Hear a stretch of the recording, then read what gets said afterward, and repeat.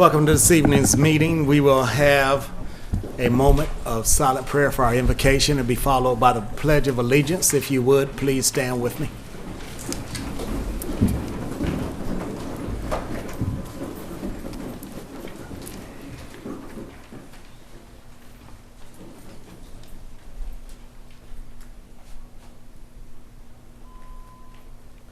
Thank you. I pledge allegiance to the flag of the United States of America and to the republic for which it stands, one nation, under God, indivisible, with liberty and justice for all. Amen. Amen. Good evening, everyone. Welcome to our September 17th, 2024 regular business meeting. The first order of business is the adoption of the agenda. Before I ask the commissioners, do they want to make any changes? I have two updates myself. For item 14, ITB number 20-118, custodial services annual contract. The vendor has updated to American Facility Services Incorporated and not American Family Services Incorporated. Can you repeat that, please? Yes, I can. For item number 14 on the agenda, ITB number 20-118, custodial services annual contract.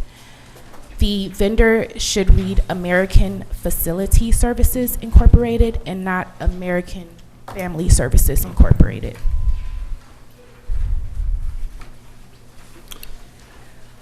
Our next correction is item 18, budget amendment 2-33. The total amount reads $13,578,574 and 40 cents. And 47. So again, that reads as $13,578,547. And that is for item 18, budget amendment 2-33.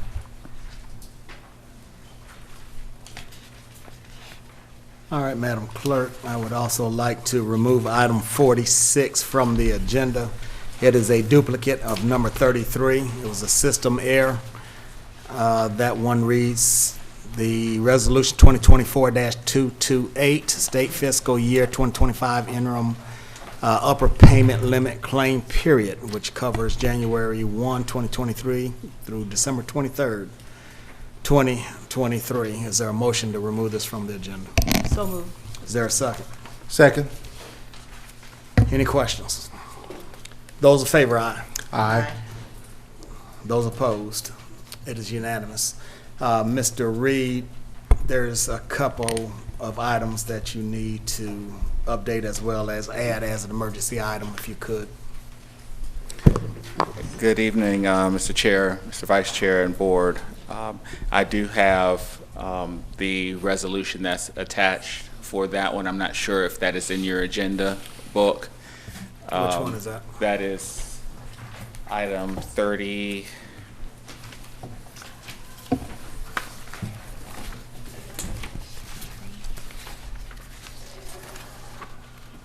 Item 33, that's the resolution 2024-228.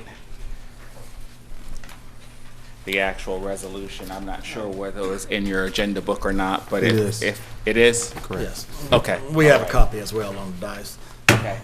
And then I'd like to add emergency item, which would be resolution 2024-229, which is a resolution of the Board of Commissioners of Clayton County, Georgia, to support North Clayton Day 2024, hosted by Commissioner Gail Hambrick, in partnership with the North Clayton High School Alumni Association, to authorize the county and its departments to perform all acts necessary to accomplish the intent of this resolution, to authorize the chairman to perform all acts necessary to accomplish the intent of this resolution, to provide an effective date of this resolution for other purposes. The reason why this is an emergency was that the board initially had approved this event for this past Sunday, but because of weather, it is delayed, and in order to get the appropriate parties time to advertise, it is scheduled for October 6th, but the sooner this board can move forward with it, it gives them more time to be able to do so instead of waiting to the meeting of the 1st. All right, is there a motion to add? So moved. Is there a second? Second. Any questions? Those in favor, aye. Aye. Opposed? It is unanimous. Are there any others? Yes. I would like, yes, number 9.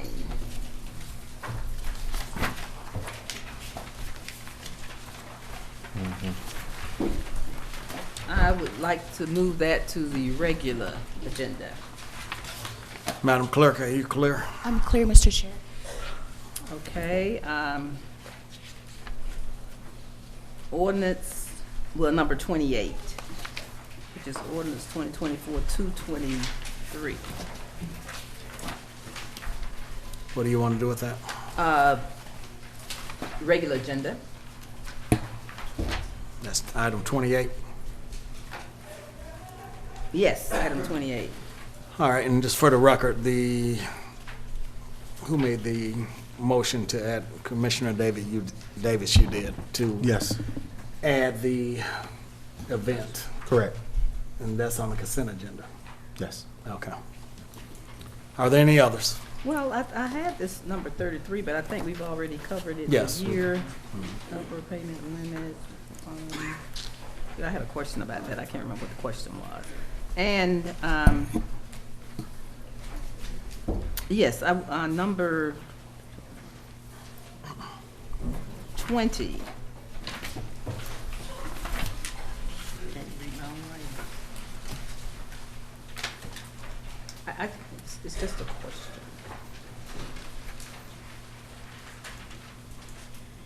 You said you have a question about item 20, or you? Right, I want- do. I do. Is that on the consent? It is on the consent, Okay, unless you want to ask the question right now. I can ask the question right now, yes. Ms. Merritt?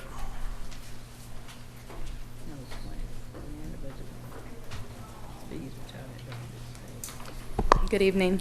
Good evening. What's the question? Yeah, Commissioner? how did this happen or whatever, for it to be that amount? Are we adding that or readjusting some things or what's going on? It's an adjustment, and if you remember, the retirement amounts changed after we did the budget last year. When y'all voted to increase the employer contributions.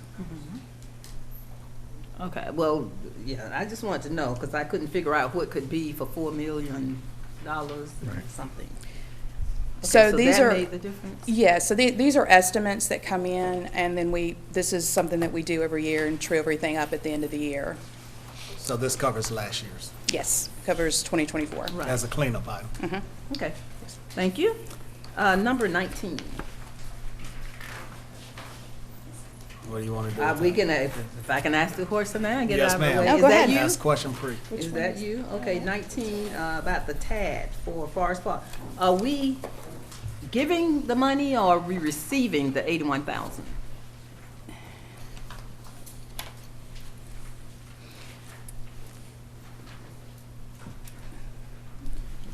This is funds that we are paying out. We're paying it to Forest Park? Yes. That's that portion of it through the TAD. Anybody want to tell me why? That was the agreement, that's the agreement. Yeah, they collect the taxes in, and then we pay it back out when they need it. Okay, I'll ask you later. Okay. Any others? Any others? Well, since you're here, I might as well ask my question then. Number 16, those, I think the funds for $207,530. Yeah. Are those ARPA funds? Yes, they are. 100%? Okay, great, thank you. Any others? All right, hearing no others, I will ask for a motion to adopt the agenda. So moved? Is there a second? Second. Second by Commissioner Hambrick. Any questions? Those in favor, aye. Aye. Opposed? It's unanimous. Our first presentation on the agenda, Clayton County honors Minority Business Week.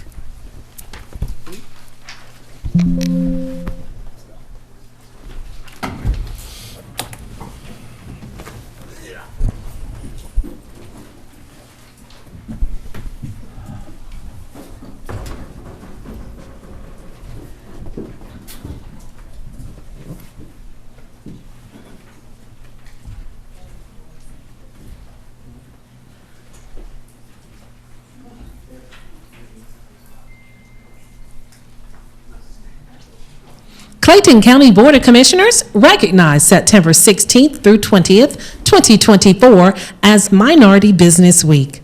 Whereas the state of Georgia proudly stands as the #1 state for business, a testament to its vibrant economy, supportive business environment, and diverse marketplace.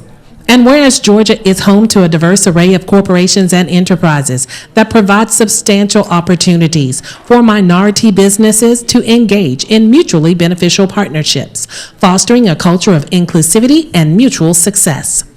And whereas the Georgia Minority Supplier Development Council, Georgia's leading small business development and supplier diversity organization, has certified minority-owned businesses, helped them grow and develop, and assisted them in engaging in corporate and governmental supply chains for 49 years. And whereas the GMSDC community consists of more than 400 corporations headquartered in Georgia or with a significant presence here, and more than 1,300 certified minority business enterprise firms that play an integral role in Georgia's economy. And whereas business partnerships facilitated by the GMSDC generate more than $11 billion in revenues, create tens of thousands of Georgia jobs, and have a $20 billion impact on Georgia's economy. And whereas on September 16th through 2024, Minority Businesses Opportunity Week will serve as an important week to acknowledge and celebrate the contributions of minority-owned businesses and to highlight the essential role they play in driving Georgia's economic success. Now, therefore, I, Jeffrey E. Turner, Chairman, on behalf of the Clayton County Board of Commissioners, do hereby proclaim September 16th through 20th, 2024 as Minority Business Week in Georgia to honor the achievements of minority businesses and recognize their importance to the economy of our great state. In witness thereof, I have hereunto set my hand and caused the seal of Clayton County, Georgia, to be affixed this 17th day of September in the year 2024.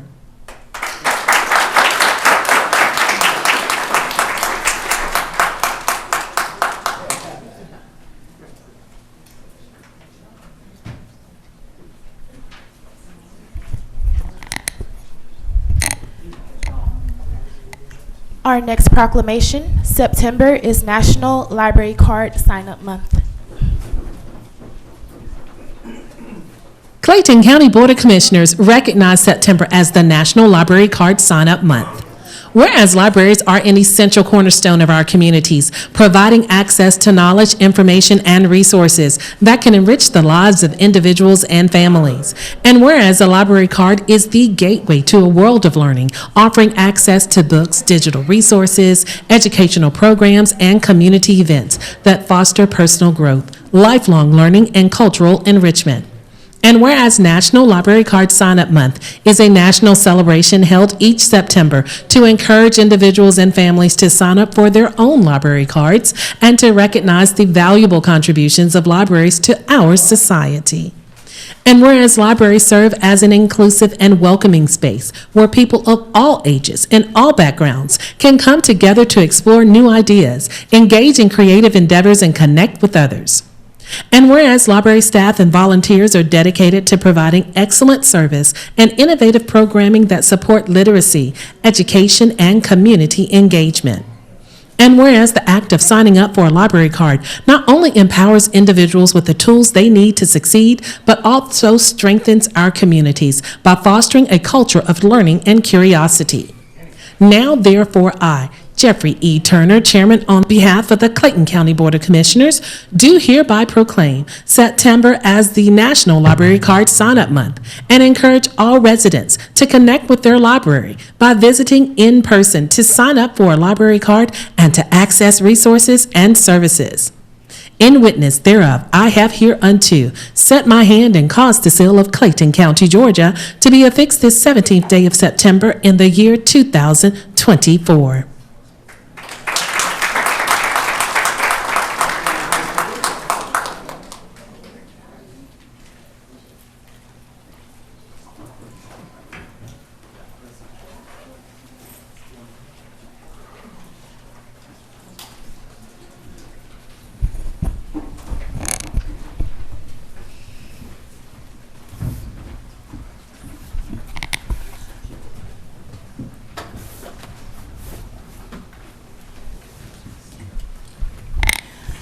Next on our agenda, we have our millage rate presentation and public hearing.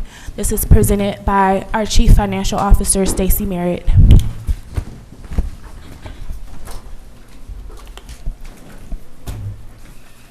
Good evening, Chairman, Vice Chair, and Commissioners.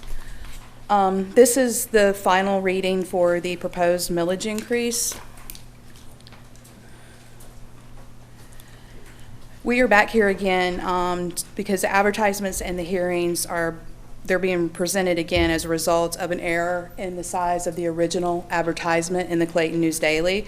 I do want to state that all the information is the same. The numbers have not changed. So we've added to the calendar August 28th, which was the time that the revised ad appeared in the newspaper. September 5th was the public hearing at 11 a.m. and 6 p.m. September 17th, we're here tonight for the third hearing, and then tomorrow will be the adoption again at 12 p.m. So projections for the FY25 budget highlighted multiple areas where operating expenses were increasing across the county through multiple different departments. This included new mandates that was coming down from the state, which included the Ethics Board, funding that as of January 1st, and increases in salaries to some of the elected officials.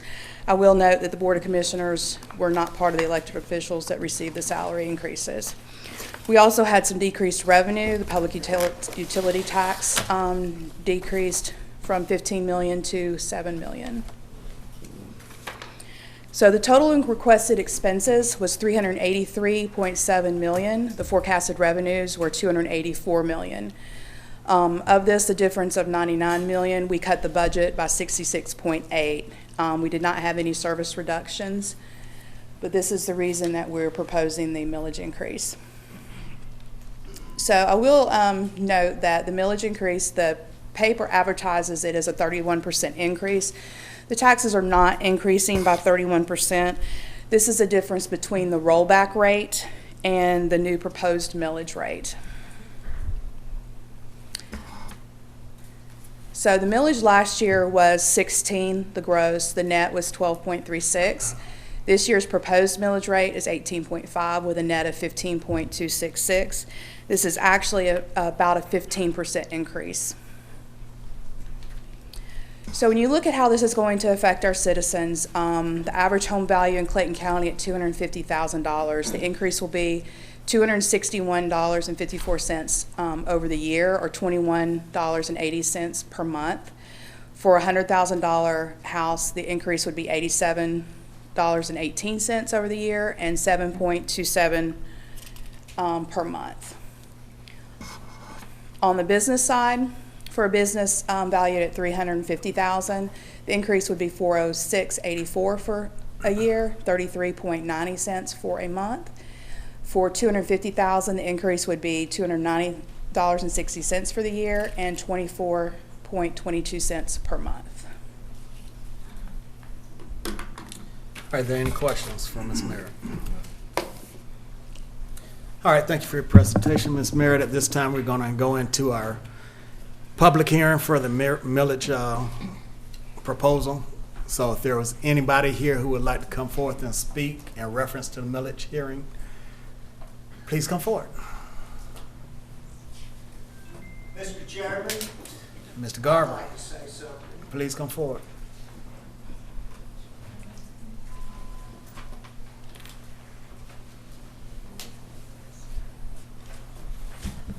Madam Clerk, Mickey Garber, unincorporated Rex, Georgia.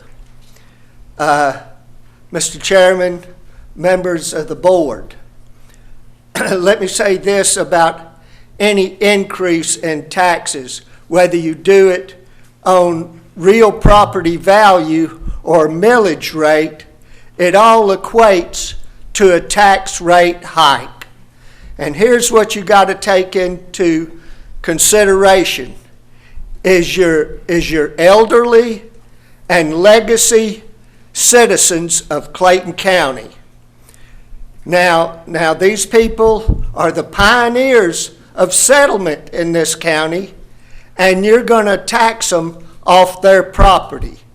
I would request that you get with the tax commissioner and think of a way in structuring the taxes so that the legacy people and the elderly people will have a frozen tax rate and won't be looking at a tax increase every year. Now, with you having a deficit of $99 million or whatever she said about that, leads me to believe that we're doing something wrong in Clayton County. That the businesses, the new people moving in, yes, they're going to pay the higher rate. But the businesses moving in, I'm not in favor of giving them a tax break when our taxpayers are being taxed out of their homes. In agriculture, you get to put your property in a covenant. So when cities grow, that property zoned agricultural is taxed at a lower rate. And I believe you can do this for the elderly and our legacy people in Clayton County. Thank you. Thank you, sir. And yes, we are brainstorming with the tax commissioner in reference to trying to come up with some ideas to protect our seniors. Well, if you need me there while you're talking about it, I'll be glad to attend. I got you on speed dial, buddy. Anybody else like to speak?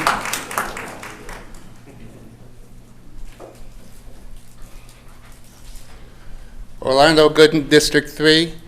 During the presentation, I think the first presentation that Angela Jackson made, she had a breakdown as to what the services or the money was spent on. And she said it was a $99 million deficit. When I got up here and spoke at the first military hearing, I said $33 million was over the budget that was requested by the Sheriff's Department. So that came out of the general fund. If she can answer, how much did that affect the new millage rate? Because several counties have told their Sheriff's Department they're not going to give them any extra money. That may not be a good idea. You got criminals running around on the street.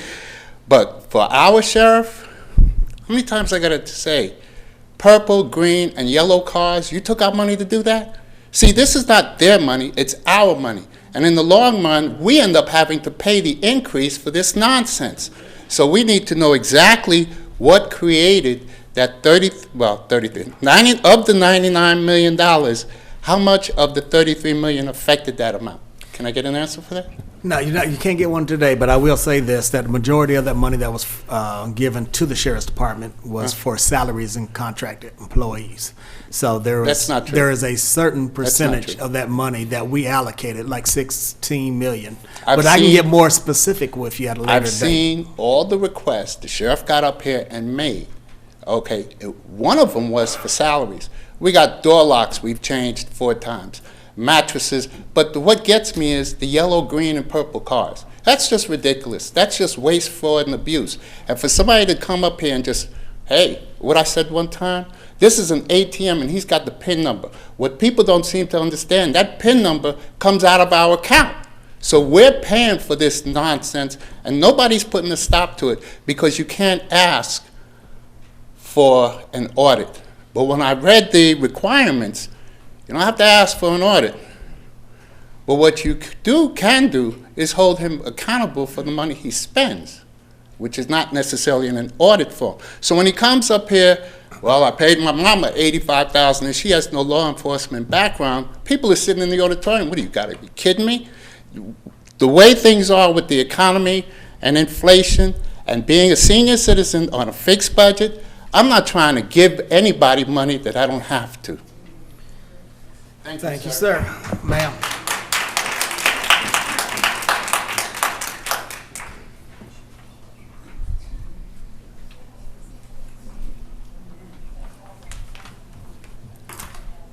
Good evening. I'm Marilyn McCrary, and I live in Riverdale. Before I address the matter at hand, I want to share with you that I find that it was no coincidence that in a previous hearing, you, Commissioner Turner, first addressed Finance Deputy Angela Jackson as Angela Davis. Instead of coincidence, I propose that you consider that your ancestors are trying to show you the difference between an Angela who spoke out about inequality of capitalism and who advocated for justice, and an Angela, along with those she represents, who, in capitalistic fashion, seemingly attempts to pull the wool over our eyes. That's just a thought. Although I came this evening with the intent of asking a few questions, I must first express my profound dismay for the way in which your finance deputy explained at the September 5th rehearing that, and I quote, the only reason, and she emphasized that, and I will too, the only reason for redoing these hearings is because of the size of the advertisement in the Clayton News. But everything is the same as before. End of quote. As one who was at 2 of the 3 original hearings, all I can say is, wow. I'm amazed she uttered that with a straight face. Added to this was the not too cleverly orchestrated exchange between the two of you, in which you asked her, and I quote, so the information is the same as during the first hearings? Jackson answered with an emphatic yes. Taxes are increasing, but not 31%. What a performance. And in case you don't understand my dismay, let me make it plain. On your website, under Finance, is the title Notice of Property Tax Increase. And it states verbatim, the Clayton County Board of Commissioners has tentatively adopted a 2024 millage rate, which will require an increase in property taxes. I lost my place, I'm sorry.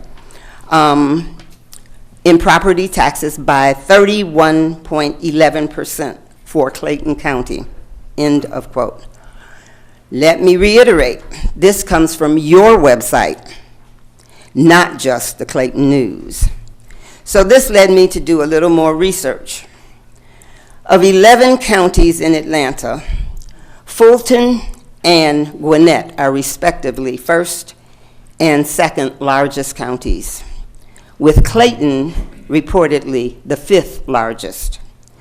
The 2024-25 Fulton budget, or I'm sorry, the Fulton millage rate is 8.87%, with a 3.74 tax increase. Gwinnett's rate is 6.95 mills with no tax increase. 5th largest Clayton, however, is touting a millage rate hike to 18.299 with no statement advising the increasing tax percentage rate. So my first question is, why? Second, so what is the increased tax percentage rate? Third, Finance Deputy had previously stated the Board of Commissioners has now voted in the final millage rate for 2024. She says the new net, blah, blah, blah, 24 billing cycle is 15.266. So again, my third question, what is the tax rate increase? We've heard current mill rate, proposed mill rate, tax billing cycle, but no tax percentage rate. Is this a purposed omission? Can there be any question why residents are confused. My fourth question. During these rehearings, you, Commissioner Turner, previously stated, and I quote, "We want to start taking a look at how we can provide our seniors with some kind of relief. Tax burdens are going to be explored further," end of quote. That's future tense. However, Commissioner Davis answered a senior questioner, quote, "We are aggressively looking at how we can relieve some of that worry from your minds," end of quote. That's present tense. Sorry, gentlemen, neither statement tells us anything. Are you going to look at it, or are you already looking? At what plans are you looking? Where are the details? What's the time frame? My fifth question, hopefully a more hopeful question. I notice in these rehearings the words fair market seemingly have been dropped, leaving only the word value. Does this mean you're returning to equalized value, which is the accurate and originally used wording to describe current property values? I certainly hope so. So now let me finish with what I started. Yes, I'm extremely disappointed that your finance representative blamed the news ad for your supposed faux pas, and that she was either unable or unwilling to answer a clearly expressed question of what the tax percentage increase is to be. But more so, I'm appalled at the blatant disregard Clayton County leadership has for its constituents. I'm not naive enough to believe my appearance here will immediately change this fiasco. I'm just hoping that someone with integrity within the sound of my voice will pick up the baton and run with it. Thank you. Anybody else like to speak? Chairman, I'm going to respond to her question number 4, Okay. which is, I have met with the COO approximately 4 weeks ago to begin to look at some different options that I have come up with. Have I put those out to the public? The answer is no, because I want to go through the right protocol first. But yes, we in this board are sensitive to what your questions are and are going in, and are being involved aggressively in doing something about it. Ma'am.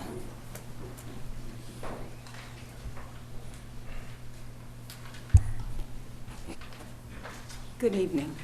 My name is Eileen Johnson. I have probably called Leslie a lot, Leslie Riles, and I have talked to Ms. Franklin. I've called everybody because I'm a senior citizen, I'm a veteran, and also I'm a widow. And I can tell you, and I'm sure they said it, we cannot afford to go up. If the governor hadn't signed a bill last year for us to get a discount on our property tax, I probably would have sold my house and moved. It's not right because, like she said, Fulton County, I have a sister that lives in Fulton County. You know how much she pays for county tax? $15. And I have another friend that lives there. She pays $4.20. Now, that doesn't even touch us. My mill rate last year, and I only have 2 things, county maintenance and operation and the fire department. And I don't have a problem paying property tax, because if you own property, you should pay tax on it. But for the mill rate to be 16, but 1/6, and then on the county, and the 2 of them always have different mill rates, you know, and it could be it could be $300, and then when you add that mill rate to it, it ends up paying, I end up paying $1,500 and $1,600. That's a lot for me, a lot. And so I agree with what the others have said. We can't afford to go up to 18% when we can't afford to pay what we are paying now. So I just thank you, but I'd like to see a change. Or my sister told me move my house to her, in her area, and I might do that. Thank you, ma'am. Thank you. Anyone else like to speak? Come forward, ma'am.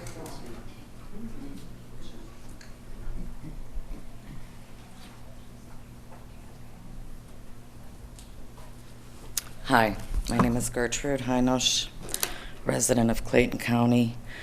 My first meeting was obviously 3 weeks ago, and I'm a little ashamed that not so many people showed up at this one. What I want to do first is thank the Clayton County Fire Department for literally saving my husband's life last week. For that, I'm forever indebted. And any raises that they should get, because that's about the only place I agree. Last time when I spoke, I misspoke about the Clayton County Sheriff Department versus the Police Department.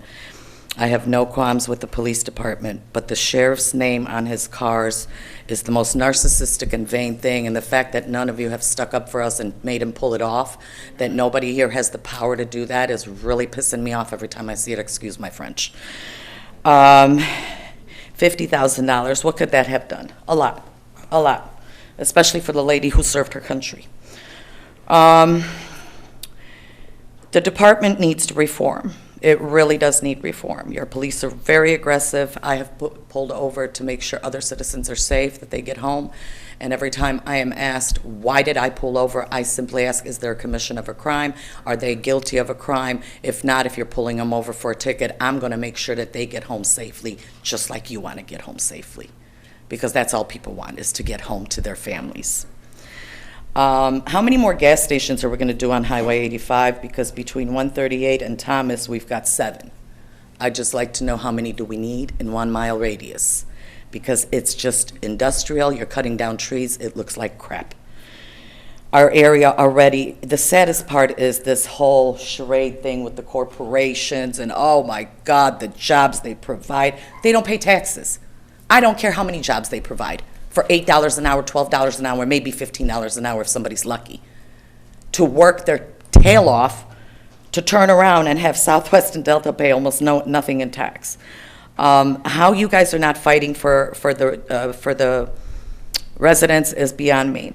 If regentrification is what you want, you're going to have it, because people here can't afford another tax. Like when I saw my tax bill last year, I literally looked at my husband and said, I think we're going to have to sell. So if that's what you guys are looking for, more businesses, good for you, but nobody's going to be living here. Nobody can afford to live here anymore. If we're tier 1, where's the extra money for the county that's supposed to be coming in? That's what I'd like to know. Where's the grants? Where's everything that we're supposed to be getting as a tier 1? What I don't like is getting these agendas last minute, because it doesn't give me a chance to really read it.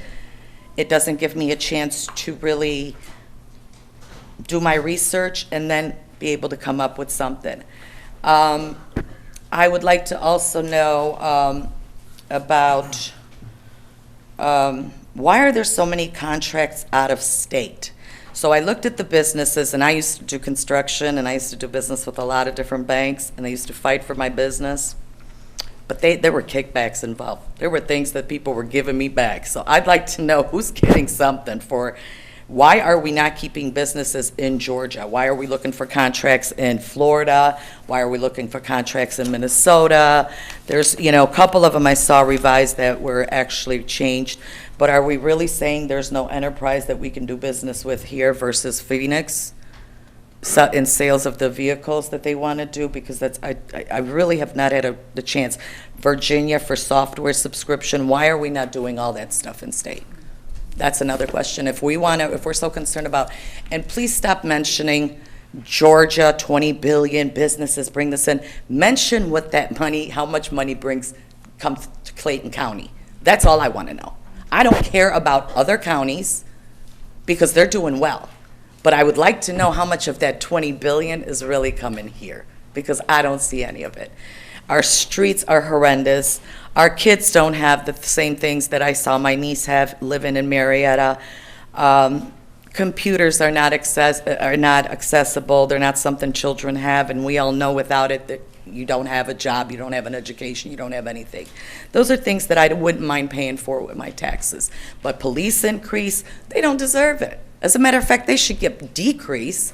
Most of them should be put on probation, and you would weed out the good and the bad, because once the pay cut would come, they would realize, oh, maybe this job's not worth it if it's going to only pay so much. And then it will leave people who really are there for the heart, with the heart. Because I'm telling you, your police is too aggressive, and I'm a white woman. I'm scared of them. So I can't imagine how someone who does not have your name and can maybe get out of a ticket in Clayton County, or maybe have the police de-escalate a situation. How about drug testing them for steroids once a month? It's not a laughable matter. Do you guys get drug tested? Because you want to drug test everybody, and especially the police, for steroids. Because the aggression that's coming out is definitely anabolic steroids. I know a lot about bodybuilding because my husband did it for years. And the one thing he stayed away from was steroids because they're so dangerous. But they are they make you have rage, roid rage. So basically, these police will pull somebody over who's going home, who's just trying to get there, and the situation is on the news. So I would recommend that if you're gonna do anything, take care of the seniors, take care of the veterans, I wanted to ask, how do we audit you? Because I don't know. Where do we start? Where can we get where you're spending? And I also would like to know, how many lawsuits are we settling that are like under the table that we don't know about, as citizens, police brutality, all that? How many lawsuits have we settled? So how much of the tax increase is needed for that too? Because I don't know if maybe somebody can answer. How do I ask for an audit? Where can I do a FOIA for an audit? All that information can be obtained through open records. Okay, open records, but can you make it easier for me? Because I just keep it simple, stupid, because this is not keeping it simple, stupid for people like me who don't do legalese. Luckily, I know a little bit, but this should be in simple terms for us folks. I'm simple. I'm not coming here to give you a hard time. You can come in your suit and tie, you can have your college educations, but I don't. So I would just like to be able to understand half the stuff you're trying to do with our money. Because it's essentially our money that you're constantly spending. And to say that it's only $300, the lady gets off from the finance department, that's only $300. $300 is food or medicine or life or death for somebody monthly. It really is. Right now, people are complaining about inflation in the States. They don't even know that gas in Europe costs about $12 a liter. Inflation is much higher all over the world. So it's not just us. However, we should be looking how to help people, not have them in dire needs. I already have neighbors on next door begging for food, for children, for seniors. We shouldn't be doing that. That's embarrassing. How embarrassing for a county to have an airport here that's the world's busiest airport, and we don't get billions in revenue. Billions. All of it should be coming to us. It's in our county. They're not flying those planes anywhere else except here. So I would just like to know, where's that money? Who's in charge of negotiating those deals? How do we get more out of them? How do we do it? Because during the pandemic, Governor Kemp gave Delta a decrease. They didn't have to pay taxes. Yes, everybody got a decrease except the taxpayers. The people, I should say. Corporations are not people, and I'm sick and tired of people thinking that. And please don't do this grandstanding about these corporations and the jobs they provide. Please don't do it again. That was embarrassing for me. I sat there wasting 20 minutes of our time. These people work. Ma'am, please address this board. All these people work, and they come here after. That is their time that you're taking away. And that was a waste of time. It really was. And none of those people stuck around. They got their little plaques, pictures, and they left. It's an embarrassment. So please let me know in simple terms, where do I start a FOIA to audit the county? Where do I start? You start at our website, claytoncountyga.gov, and there's a link on there, and it will walk you through it. And if you have a question or issue with that, then you can give me a call, and I'll get together with you. Okay, that would be great. That would be great. I also tried to request one from the police department because the 8 phone calls that were made for police to come to my house about parking cars, dog peeing on lawn. I would like to get that too, and I'm having trouble getting that. So maybe you can help me, Mr. Turner. Thank you so much. I'm sorry that, now, where can we get this earlier? Where can we get the agenda earlier? I'm sorry? Where can we get this There will be an agenda improvement earlier on so that. we can We do actually look it apologize that over? it has been put out a little late, but we're making some corrections to make sure that it gets. So out. are these going to be uploaded earlier from now on? Yes, that's what we're working on, ma'am. Yes. Where you at? Oh, I'm sorry. Go ahead. No, I was just gonna say, per the county code, we post and publish the agendas by close of business Friday. So that's the latest, the earliest. So that would have meant just this past Friday? Yes, ma'am. So it would have given us like 3-4 days to do the research? Yes, ma'am. Okay, so see, that's another problem, because sometimes people work and they just don't have time. So I'll make sure that I try, but so when will this start? When will the postings, early postings Oh, start? no, that's how it's always been, just every Friday before the business meeting, that's when they're posted. I didn't see it. Ma'am, if you get with me and just ask those Okay. those questions, I'll be able to clue you in. Is there anybody else would like to speak?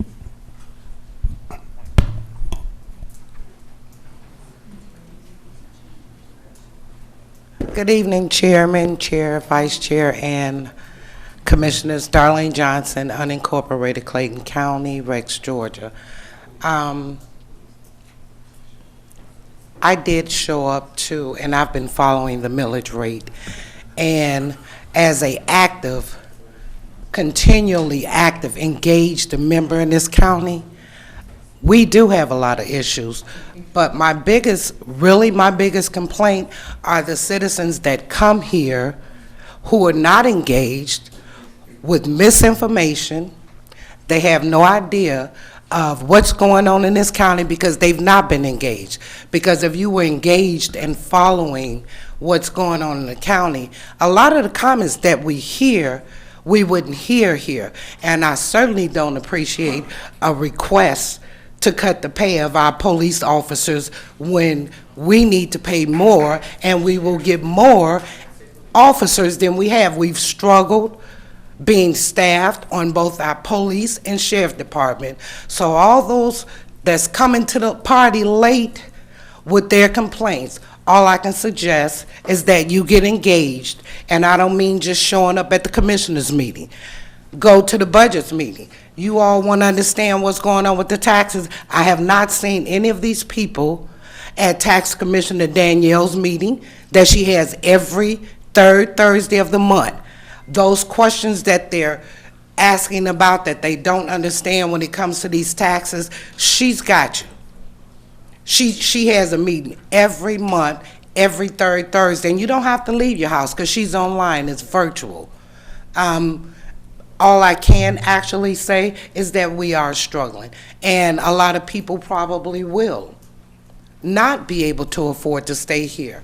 That's unfortunate, but if you know anything about what's been going on in Clayton County, the plans that have been put together, not only by ARC, the things that some of our previous governors have done to take money from us, dealing with the airport, and the fight to try and get that money back is a fight to be had, because Governor Deal pretty much cut our throats. So it's going to be a fight to get that money back. And if you all want to fight, you need to show up, get in the fight. Get in the fight. Don't show up at the end of the fight when everybody's going home and then you got something to say. Come with some solutions. We need to stop coming before our commissioners with nothing but complaints, degrading comments, talking about them, what they are doing and what they aren't doing, when you haven't been around in forever. You're just now showing up because of the millage rate. So you didn't have a clue as to what was going on prior to this. You know, so all that Johnny come lately, and then we're going to do this. Get in the fight. Get engaged. Talk to your commissioners. You got some solutions? Come to the table with something other than complaints. Come to the table with some solutions. Anybody else like to speak? All right, seeing no one, I will close the public hearing at this time. And we'll go to public comment. The board will now hear public comments. Citizens will be given 3 minutes maximum time limit to speak before the board with a total time of 30 minutes. Please remember that comments must be limited to matters on the agenda or over matters which the governing body has jurisdiction. Speakers must maintain decorous demeanor and refrain from personal attacks upon board members, shouting, and using obscene language. Please state your name and county of residency for the record. Speak clearly into the microphone, and speakers should be courteous, respectful, and not make any disparaging remarks or use abusive language when addressing the board. Paul Wilborn.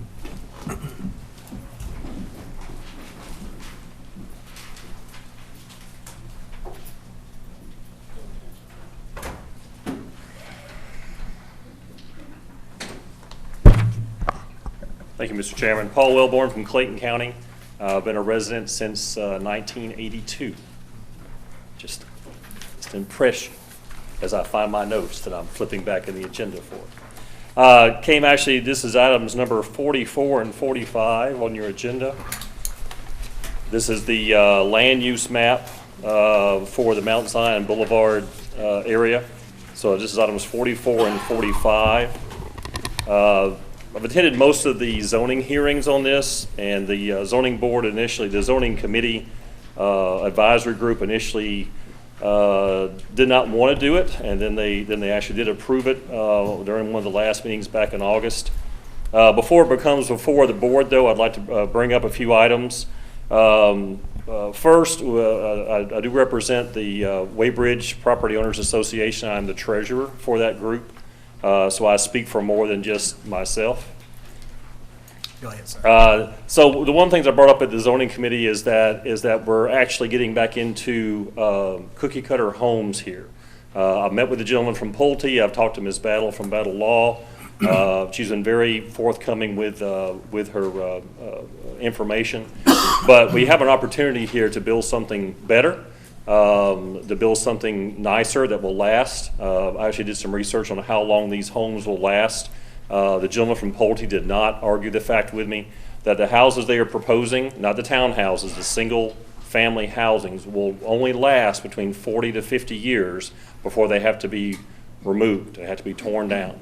So along the time that they are paid for, the next generation will not be able to live there. So we're going to wind up with I know most of us here, you're much younger than I am, Chairman, but most of us here will not be here in 50 years. But what we do not want is a blighted community, that we have a good home, that we have a okay home, and we have a home that is run down. So I'm actually, the first thing off my list here is to be sure that we can actually do better. We can actually put a home per half acre and build homes that we can be proud of. And my last 50 seconds here, if the board does proceed with the current proposal, there is a privacy fence involved between the Waybridge subdivision and the current one. Of course, in keeping about a 20 to 25 foot gap between the property lines would be very, very nice. Making sure that the road is not cut through on Cooper Way. Cooper Way is currently a dead-end street. There was a proposal to put an emergency road in, which of course, unfortunately, will turn into a cut through from the Mount Zion Boulevard and Mount Zion Road intersection. So we definitely want that to be had. We've also asked for a traffic study and a water runoff study, and have not received those to date. So that is it. 4 seconds to spare. Very well. Thank you for your time. Thank you. Any questions of me? No, I think you're good. I will address your points later, though. Oh. Yeah, Yes, and with I that will. being, I'm sorry. Go ahead. Yeah, I'm going to address those points as far as the Cooper Way, which the cut-through will not happen. Will not happen. Okay, Good. that privacy fence is going up. That's why it's taken so long, was to upgrade the standard of the homes going in, as well as negating that cutoff, that cut-through, I'm sorry, through that subdivision. Very good. Thank you for following up on that. Yeah, beyond my time, but yes, I would love to build something nicer and better where they're proposing. I understand. So, thank you. And let me say this before I call the last name, this public comment section of our agenda is just for citizens to give general comments if you like, and you can basically talk about whatever you want to talk about. But it looks like there's several of you who signed up for zoning matters. This period here is not for zoning matters, but with that being said, if you still want to come forward and speak on it, because you will be able to speak on it when we actually have the zoning hearing later on in this agenda. With that being said, next up is Josh Mahoney.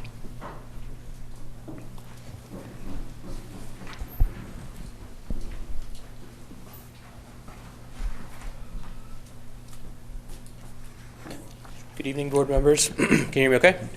Doing good. Josh Mahoney, attorney at Battle Law PC, 3562 Habersham, North Lake in Tucker, Georgia. I am here this evening to speak on the hospital overlay. Now, if I'm going to be able to talk later, I can just do that and go sit back down now. It's your 3 minutes. Okay, great. Talk later. I am here in my capacity as an attorney. My client does not have a matter on the agenda this evening, but I am here in that capacity. I am required to let you know that. I'm here to express my support for extending the hospital overlay onto Arrowhead Boulevard. We think this is a crucial area that can highly benefit from the extension of that overlay by adding in the regulations to that area so that businesses, new medical offices that want to come to that area will have to meet the new standards. With that, I'll take any question you'll have. Thank you. Thank you, sir. Ebony Woodbury. Ebony Woodbury.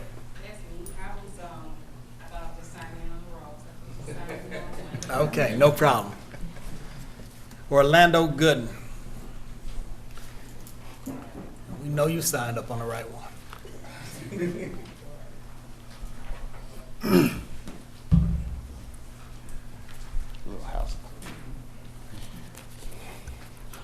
Orlando Gooden, District 3. Madam Clerk, Chairman Turner, I watched the September 10th work session update residential curbside collection presentation by COO Dietrich Stanford. I had to go back and review all the mandatory trash presentations. What I found was COO Stanford and Ms. Rogers did an excellent job. The problem is you're putting lipstick on a pig. Commissioner Hambrick asked two important questions. First, the monthly price, $19, is that still available from the trash company? The second question she asked was, how long before the trash company can raise the monthly rate? Excellent. Trash companies increase their prices because of labor costs, maintenance fees, and gas prices. $19 a month is an annual of $228. It does not include the undetermined administration fee, which is part of the monthly bill. So the monthly bill for mandatory trash pickup could conceivably be $30 a month. That would be $360 annually for something I'm paying $240 for. Mandatory trash startup fee is almost $900,000. That comes out of the general fund. You're creating a monopoly without telling us the actual cost. We do not get a choice of our trash companies, so that makes universal mandatory trash pickup a lie. Also, mandatory trash will not solve the litter problem. So mandatory trash is nothing but a waste of time and a waste of our money, because it's not going to solve the problem. But I do want to thank you for asking the RFP that they put out in January, that $19. I think COO said he has to go back and check. So if they're not going to honor it and it goes up, take into consideration there is an administration fee that nobody's talking about. So when you get your actual trash bill, you say, wait a minute, it's not $19 or $20. It's a lot more, because there has to be some kind of infrastructure to work with the trash company if you have complaints or administration fee. And nobody said what the amount is. Now, to me, it's the total stupidity to approve something and you don't know what you're paying for. So we as citizens are going to get a bill and say, wait a minute, nobody told us that. because it hasn't been disclosed yet. In none of the presentations have anybody given a dollar amount as to what the administration fee is. Thank you. Mickey Garber.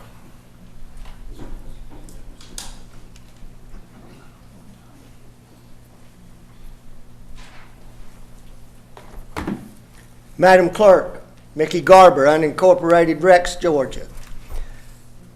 Mr. Chairman, members of the board, what I want to speak about at public comment here is traffic. And every county and every city has a traffic problem. I want to speak specifically in not solving the total problem, but speaking to the problem to be proactive and not reactive in the situation. What I would like to say is we will not have rapid transit in Clayton County through everything that I've heard. But we do have MARTA transit here in the county, of which every great city has a great transit system. And I'm in favor of MARTA. However, now it comes to somewhat of a solution to our traffic problem. And that is the building of the new roads that we're going through, specifically Battle Creek and Mount Zion Boulevard, of which you, Mr. Davis, are in that area. And it should be on the plans. You're going to make it a 4-lane road, but you're choking up the road by having the bus stops with no place to pull over for people to get on or get off. You are actually spending money there. By not doing that, you're wasting your money. You've got to have a place for the buses to pull over and let people get on and get off without impeding traffic. And that should be a major criteria in building new roads on major lines in Clayton County. That's all I got to say about that. Anybody got any questions? Thank you very much. Thank you. David Hamrick.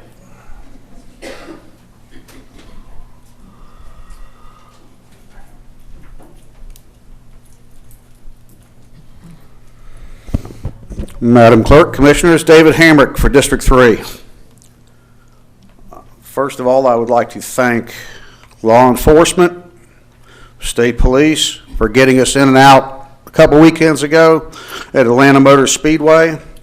I believe that our 80,000 visitors enjoyed themselves, and I hope that everybody down in that part of the county, all the businesses, had a good revenue increase.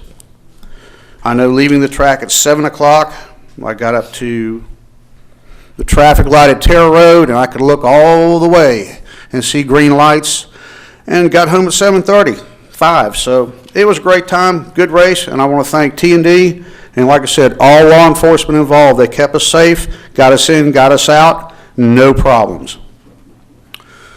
The next thing I have to speak of is something a little bit more dire.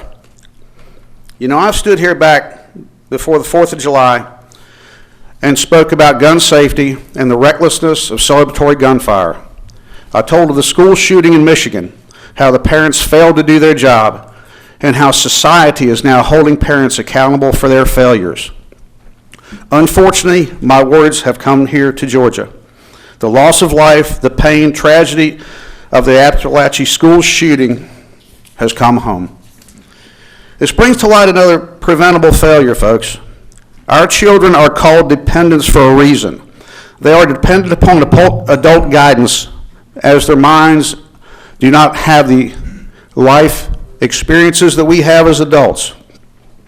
We are the ones responsible, and as we have seen, the parents that failed are now joining the son behind bars. Ladies and gentlemen, just this afternoon, a Cousins Middle School 13-year-old was caught with a weapon on a school bus. This is unacceptable. There are safety programs available. If you do not want to be a parent, if you really fail at your job, please reach out, get help, ask for help. We have a lot of safety programs available. We cannot, as a society, accept this any longer. I know as an NRA, ILA gun member, we preach safety. We preach involvement. We have locks, we have safes. Ladies and gentlemen, we need to lock these guns up. It's a great responsibility to have, and these failures cannot continue.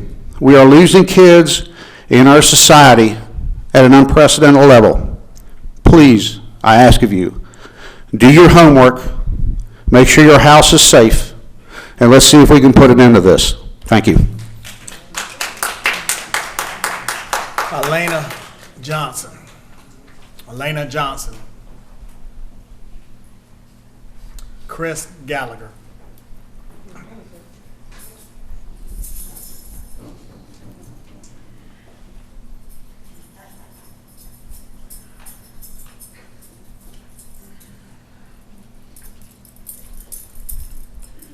Good evening, Commissioners. Chris Gallagher, Clayton County. I wanted to speak tonight about the mandatory garbage, and I don't know if you've ever seen it implemented. They did in my hometown. Their prices of people's garbage doubled to triple. What are they going to do about it? Nothing. They can't, because they're told you have to do it. It did not stop the littering. People still drove, threw trash out their car, or they still can't put garbage in a garbage can. It just didn't take care of the matter there. They said to a lot of homeowners, you have to put this sticker in your window. It must be in your window by January 1st there. A lot of people are coming off the Thanksgiving holiday, Christmas for the kids there. They didn't have the money, so they were getting fined $100 January 2nd if they didn't have that sticker in their window. Then they moved it to February for people there. It doesn't matter if you have a property and your mother or father died and it's vacant, there's nobody living there, you still have to pay and have that sticker in the window there. I have a friend that has a race shop. He has to pay for a commercial dumpster at his property. He has to pay to have it empty there, and he could take his garbage and throw it there. He's a huge dumpster he's paying for. But at his house now, he has to have that sticker in his window. And there's a dumpster at his work there. But, caused a lot of aggravation for people there. It didn't work for the littering. Now it's more like a monopoly there. They say you have to pay this rate. You have no say in it whatsoever there. Did nothing for the littering of that. So I hope that you take this all into account, because I've seen it implemented and everything, and it just don't work, and it costs a lot of financial hardship by the rates doubling to like tripling for their garbage fees there, and right now people are already struggling as it is to make ends meet and can't afford things that go up, especially when I saw that it didn't work. But I appreciate it. Thank you. Thank you, sir. Gertrude Noise, if I said that right. Gertrude a noise. I had one thing that I saw, and I had a question about the evictions, the cost added to. Are you Miss Gertrude? Yes, oh, I'm sorry. Yes, I thought. State your name. Sorry about that, Commissioner. There was sorry, I'm not prepared. Go ahead and restate your name for us again. Gertrude Heinosch. There was a part here that talked about adding costs for evictions, to appropriate eviction processing fees to magistrate court in amount of $16,000. Those are fees that people are being charged on top of being evicted? They're already poor and being evicted. What is that, if I may ask? That's fees we pay to magistrate court as administrative fees. And I want to say, isn't that ARPA funds? But isn't that like, or is it courts are paid by us, police are paid by us, everything's within the court system is paid by us. Why is there more? She's checking. I believe that's for the contract services of the people who are managing the eviction program. The eviction process itself. Yeah. So your question again, Ms. Gertrude? I was just wondering what that was for. No. That's for the employees to administer the program to help keep people from getting evicted out of their homes. Okay, to help prevent? Yes, ma'am. Okay, okay, good. Miss Gertrude, Miss Gertrude. Yes. Hi. I wanted to give you my business card about the open records. Come back to the mic now. Oh, I'm Come back. sorry. She was handing it to me. Oh, I'm sorry. I just wanted to give you my business card when you asked about the open records. Yes, ma'am. So just call me in the morning and I'll walk you through the process. Yes, ma'am. So when do I approach you for the card? Okay. And Madam Clerk, that concludes. And there public is no shame in being late to the game. I wanted to just say, because you're supposed to come here and air your grievances. This is what this is about. So to be chastised for the fact that I did air my grievances, that was not very polite. So thank you so much for your time. I appreciate it. Thank you. Thank you. Madam Clerk, that concludes public comment. Mr. Chair, the board will now consider the consent agenda. All right, is there a motion to approve the consent agenda? So moved. I'll second the motion. Are there any questions on any of the items? Hearing none, those in favor, aye. Aye. Opposed? It is unanimous. Our next item is item number 9. This is presented by our Central Services Director, Mrs. Carol Rogers. Good evening, Chairman, Vice Chairman, Commissioners. This is a recommendation for award of GSA 24-80, which is short-term rental and vacation compliance software subscription. It is for the Community Development Department. The recommendation is to utilize the GSA schedule contract with Carsoft Technology Corporation. They are located in Reston, Virginia. This is once again for the purchase of short-term rental and short-term vacation rental identification and monitoring software subscription. The total amount over the 5-year period is $196,623.15. The contract includes a 7% annual cost escalation. Funding is available through the Community Development Department General Fund. The department recommendation and agreement are attached for your review and information. So the request is for you to approve the recommendation, authorize the chairman and his designee to execute all necessary documents to accomplish the intent of the contract, and authorize the interim chief financial officer to amend the budget accordingly. Is there a motion? I'll make the motion. Is there a second? Second? Any questions? Yes. Commissioner Hamburg. Yeah, I'm not clear on what this is. I know we've had problems with rentals and Airbnbs. right. So, I mean, are we in the business now? Are we to keep up with the rental properties that come? And I would, Mr. of Ejike. course, Director Ejike go to the technical part of that. Thank you. Chairman, Vice Chair, and Commissioners, good evening. This is to put us in the business of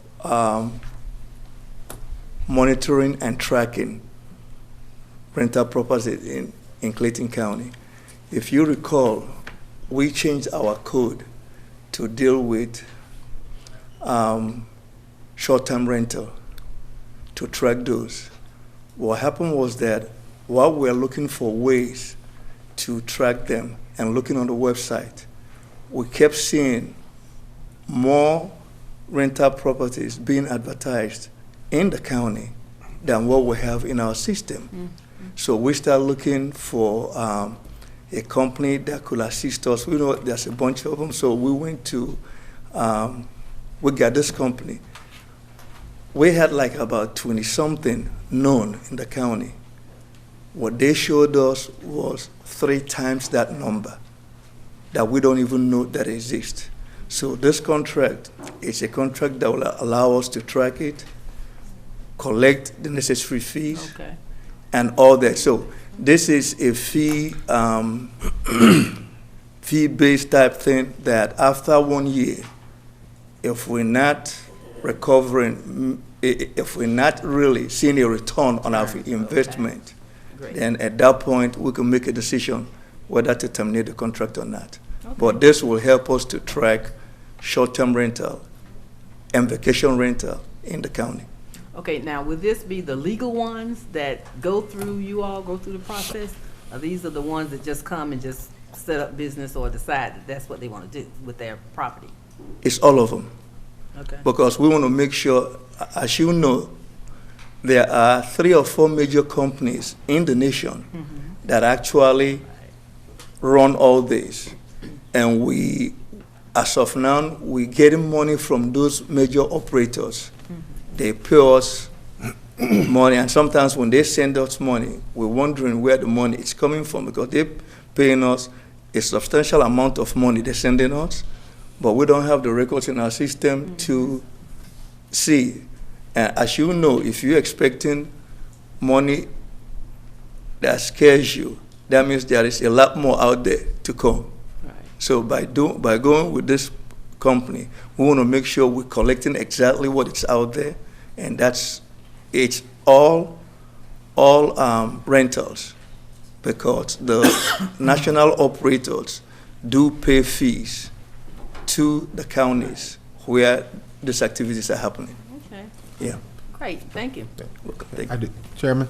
Commissioner. Yes, I know the state has basically said, has put a law in place where you cannot have a rental registry. I understand that. This is for your short-term rentals, a little Yes. bit different. Yes. With this, what is going to be the cost to terminate that subscription if we see it's not needed? That's one. And two, will our police have real-time access to the system? Because to have it, and that means we'd have to expand our code enforcement to really be probably more on the weekends, because these folks usually are dealing in this business more of a weekend, Friday to Sunday, Thursday to Sunday, Monday. Want to understand that a little bit better. Is as a plan been put in place with PD and code enforcement along with this proposed software package? Let me answer the first part, and she will take the. I'll take the last part. She will take the money part. The first part is no, that your question has not been contemplated, but obviously not in the contract process. But they're going to be giving us information as to what they're not collecting. At that point, we can refer it to code enforcement or PD. Yeah, because whoever is doing that is not paying. They also have a section in there where they will enforce. They will be able to give us information that we can pass on to PD or code enforcement. I understand that, but I know Chief is in the back thinking, hey, I got enough on my plate. But we've got to, granted, we've got to begin to look at this. I just want to make sure that we are being strategic in carrying this out. All right, sir. Is that second half to his question? Okay. In regards to the contract, yes, we can actually terminate the contract within the time frame listed without any additional funds to the county. Yes. Commissioner Amber. Okay, you said that we're gonna, if they are not basically coming up to whatever the agreement is, I guess basically to equal out or at least surpass what we're paying them. Who will monitor that? Are we depending on them to let us know, the companies, who's not registered, who's not permitted? No, we are monitoring that, because we are monitoring the checks we are getting. Mm-hmm. And it's very easy. If at a point of 6 months or to a year, the amount of money we collect, the amount of revenue we receive to the county is not equal to the 1-year contract, then at that point, we cannot ask questions. What happened? Why is this? Why doesn't this look as rosy as what you told us that is happening? Mm-hmm. What is going on? Again, no, we are monitoring that. Okay, so that should be new money. Yeah, new money to the county.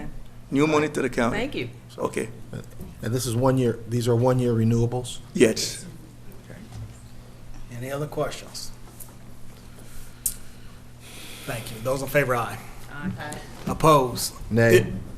It's 5-3-1, it passes. Okay, thank you. Commissioner Davis object. All right, next. All Our next item is item number 28, ordinance 2024-223, presented by our Chief Staff Attorney Charles Reed. Ordinance 2024-223 is an ordinance to amend the Code of Clayton County, Georgia as amended, specifically Code of Clayton County, Georgia, Part 2, Chapter 14, Animals, Article 6, Responsible Dog Ownership Law, by repealing and deleting the existing Section 14-138 investigation and substituting in lieu thereof a new Section 14-138 investigation and administrative action, to repeal conflicting laws, ordinances, and resolutions, to provide for severability, to provide an effective date of this ordinance, and for other purposes. Is there a motion? So moved. Is there a second? Second. Any questions? Yes. Commissioner Hamburg. How is this different from what we have in place already? Because I know some people report a vicious dog, and then we find out, oh, that's not really a vicious dog. I mean, there are certain categories that we've been told, so. So what this does is make it clear, the way that our existing ordinance, it doesn't, because there's two ways that a vicious dog is determined, through animal control, through the animal control officer, or through a actual citation in magistrate court. And the way that the language is present, it's not clear that there are two separate processes. So this just makes it more clear that the animal control officer has the administrative ability to make the determination that a dog is a vicious dog, as well as the court can also do the same if there's a citation that is brought under, I think it's Section 14-144. So does this name the dogs, or the kind of dogs, or is it still? This would be well, no. Because I've gotten that. Yeah, no, the Chief county Roberts does not, we don't list dogs specifically as these are, as vicious, but I'll let Chief talk a little bit more about that. Good evening, Board. Just to simplify the conversation, the attorney is right, Attorney Reed, we're just cleaning up the language. It simply just clarifies that an animal control officer can deem a dog vicious based on the behavior of the animal. Okay. If it caused severe injury to a citizen versus just a nip or something like that. It wasn't that clear in the ordinance as previously written, and he's right, there's two avenues to that vicious decision. The one that the animal control officer makes as a result of the investigation is administrative and allows that animal control officer to take custody of the animal, take him to animal control, and not allow it to be released back to the owner. A judge at magistrate court can make the same finding, but there can be fines attached to it, which has a criminal element to it versus administrative. Oh, good, because I've known dogs to be released back. And therein lies the problem. We want to make sure our officers within the PD can take immediate action to keep the citizens safe by identifying an animal as vicious without having to wait for that court action that will likely result in criminal penalty. Great. Thank you all. Any other questions? Those in favor, aye. Aye. Opposed? It's unanimous. Mr. Chair, our next items are board appointments, beginning with item number 34 on page 14. All right, first board appointment is the Board of Zoning and Appeals. Kathy Robinson's term on the Board of Zoning and Appeals expired August 19, 2024. New term is for 3 years, expiring on August 19, 2027. Full board appointment.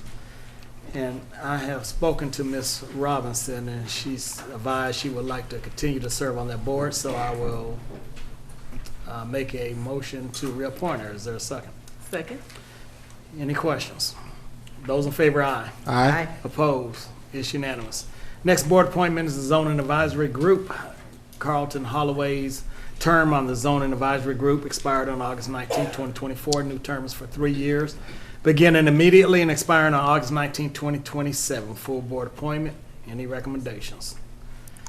Now, I will say I tried to reach out to Mr. Holloway, and to no avail. His number was no longer active. So with that being said, I will offer up a motion to appoint Denise Ziegler. Is there a second? Oh, I thought you were asking, were there any I recommendations? did ask, but you didn't say nothing. You got somebody? No, you went right into something else.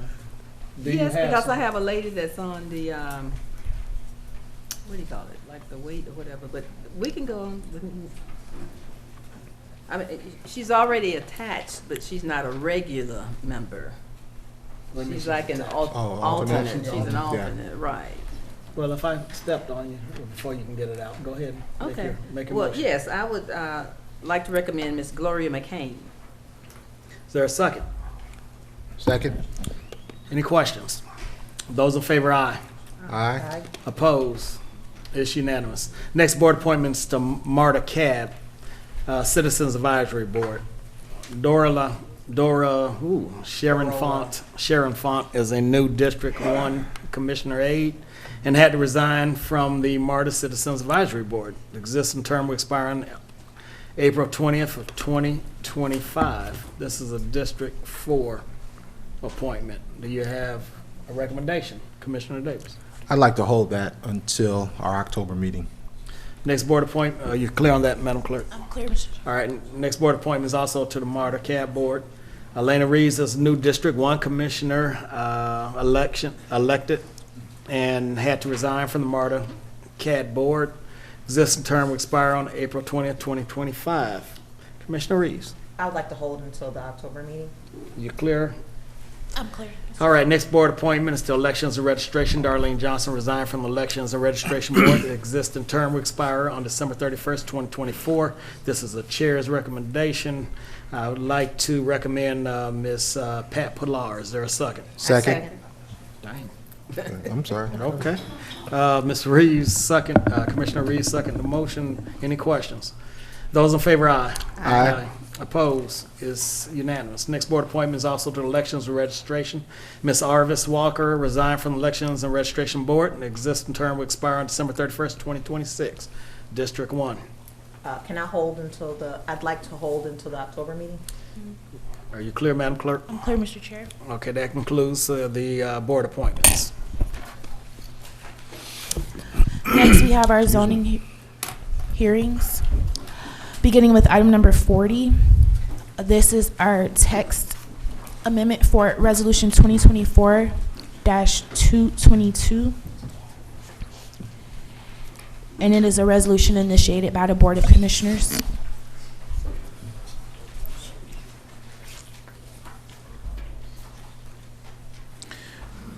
Resolution 2024-222.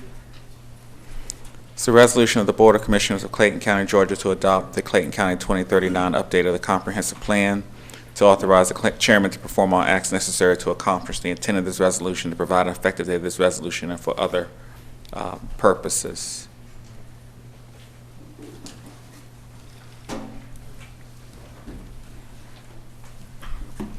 Commissioners, we have the consultant here to present. Good evening, Chairman and Commissioners. Thank you so much for having me tonight. I'm Deanna Murphy with Sizemore Group. We are very excited to be at this point in the process where we are asking for your resolution to adopt the plan and be able to start implementing. With that, I do have a short presentation. It would be a similar presentation that we gave before, so I know it's a long agenda. So please let me know if you'd like me to give that or not. Any board member like to see the comprehensive presentation here? I'm fine. I'd like a copy of it afterwards. Absolutely. All right. Is that all? That's it for me. Thank Well, you. thank you. And we appreciate the opportunity. Thank you for the work that you've done. All right, this is a public hearing at this time. Is there anyone in the audience who would like to speak in reference to this board's request to approve the comprehensive plan? Anyone like to speak in favor of? Anyone like to speak in opposition to? All right, hearing none at this time, is there a motion to approve? So moved. Is there a second? Second. Any questions? Yes. Oh, go ahead. I had a question. Okay. So we're voting to approve the 2040-2039 comprehensive plan since it's been approved by the Atlanta Regional Commission. But even though we're voting to approve this plan, will there still be an opportunity for the public to give input? She's asking for if the public will be allowed to continue to give additional comments and input. if the board approves this, the comprehensive plan is a live document that over time you can continue to improve upon it. Okay. So if the public, if we get an input and analyze the input, then we'll bring it back to the Board of Commissioners to decide as to what needs to happen. So it's actually meant to be improved as things happen. Okay. Yeah. Okay, perfect, thank you. Okay. And Mr. Chair, before we move on to the next item, I want to remind everybody these are public hearings. Citizens may speak for or against an item that is considered by law to be a zoning decision, and each side will have 10 minutes to present its case. When the time runs out, the speaker will be expected to cease speaking and leave the podium. Applicants or citizens speaking in favor of an item shall speak first. Applicants shall have the right to reserve time for rebuttal. When speaking, speak directly into the microphone and begin by stating your name, address, and name of any organization you represent. And please remember to do not use abusive, profane, or derogatory language during this time. Our next item is item number 41. Did we vote? We didn't vote. Oh, you didn't vote? Oh, look. I thought it was me. You're getting me off track. Those in favor, aye. Aye. Opposed, it's unanimous. Thank you, Mr. Chair. Now our next item will be item number 41, which is ordinance 2024-196. Ordinance 2024-196 is an ordinance to amend the Code of Clayton County, Georgia, as amended specifically Code of Clayton County, Appendix A, Zoning, Article 1, Section 1.5, define words, and Article 4, Special Districts, to add a new Section 4.109 entitled Hospital Overlay District, to define and establish the standards for operation thereof, to provide an effective date of this ordinance, to provide for repeal of conflicting ordinances, to provide for codification, to provide for severability, and for other purposes. And again, this is a public hearing.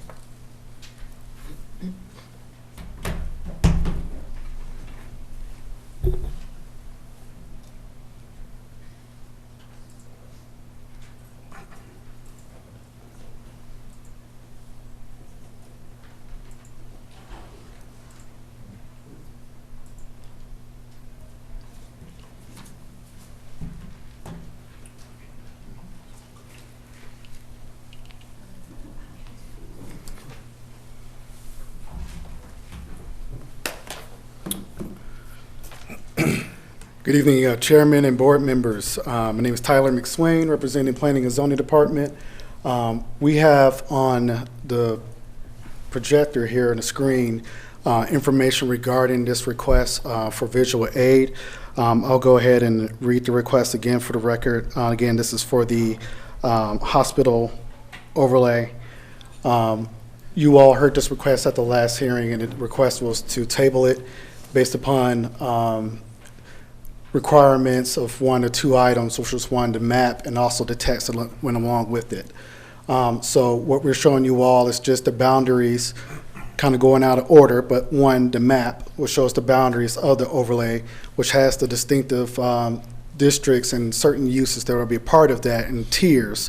So you all are seeing that. And with that,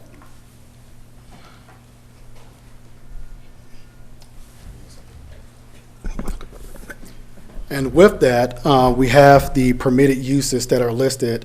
Sorry about the presentation. Hold on one second. Oh, here we go. So we have the text,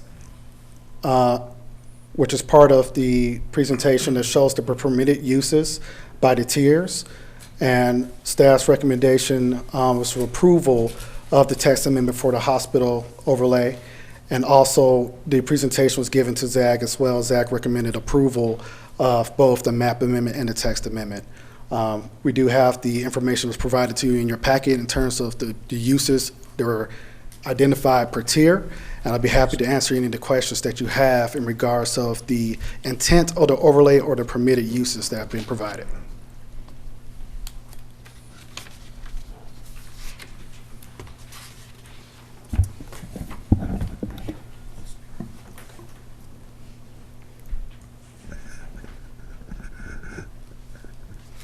And before you all deliberate, I just want to also just provide the definition for those who may not be familiar with the request again. Again, this is a special district that allows for the hospital overlay, which is between District 2, and it's a collaboration with District 4 as well. The hospital overlay district is defined as this establishment of standards to operation thereof, providing effective date. Excuse me, that's not the definition, excuse me.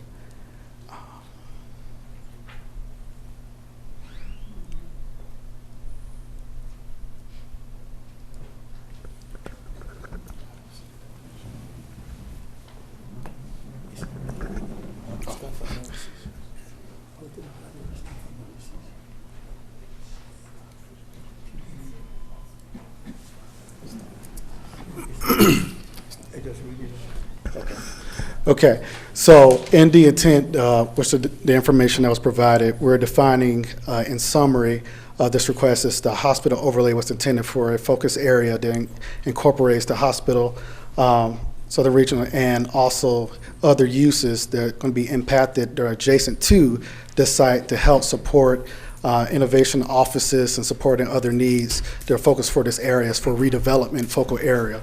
So the definition and the use will all support land uses that are compatible with the designated area and the designated tiers that were outlined in the map.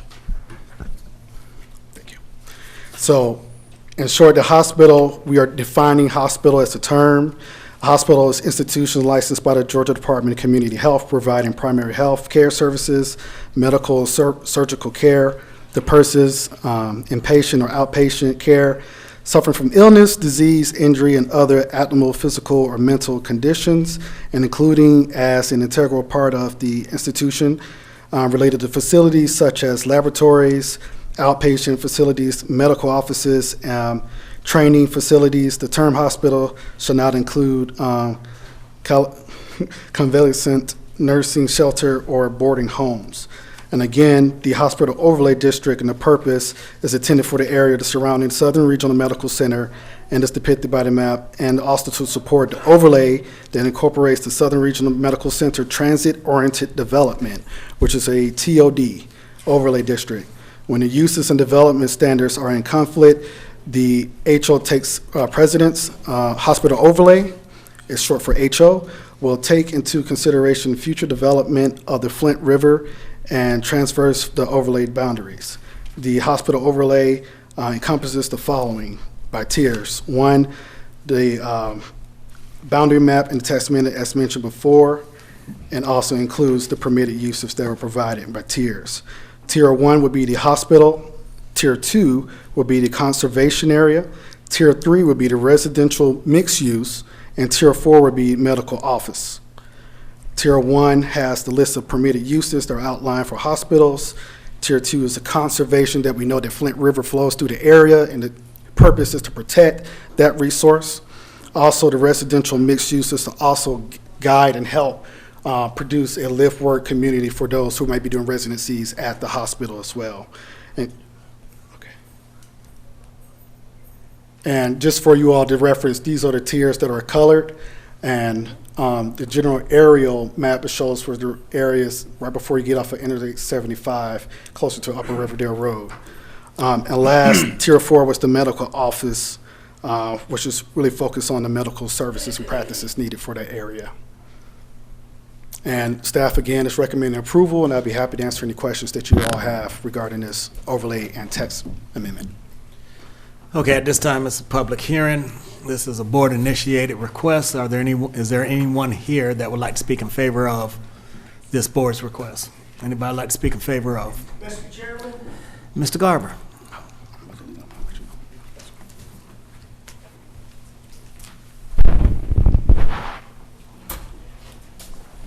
Madam Clerk, Mickey Garber, unincorporated Rex, Georgia. I am in favor of what you're trying to achieve here with the overlay district, protecting the sanctity of live, work, play for people who are doctors, who may wish to live near where they are, to protect the area so people wouldn't have to travel, have all the facilities and medical terms in one area. Now, carry this a little bit further, that's all the people are trying to achieve in their housing developments and where they live.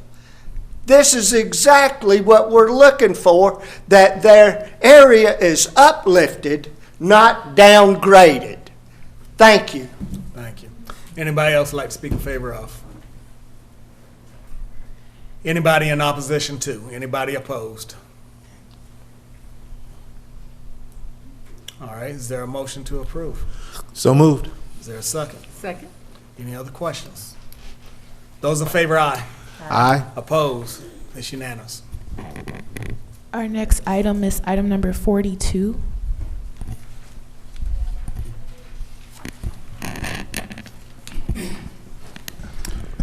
Okay, board members, item 42 again is the map amendment. You all just voted on the text amendment as part of this request. Again, the areas and tiers that's outlined as part of this boundary is being displayed before you. Staff's recommendation, of course, is approval. The ZAG, the Zone Advisory Group recommendation was for approval as well. Be happy to answer anything regarding the map. All right, once again, go ahead, Mr. Reed, you have something?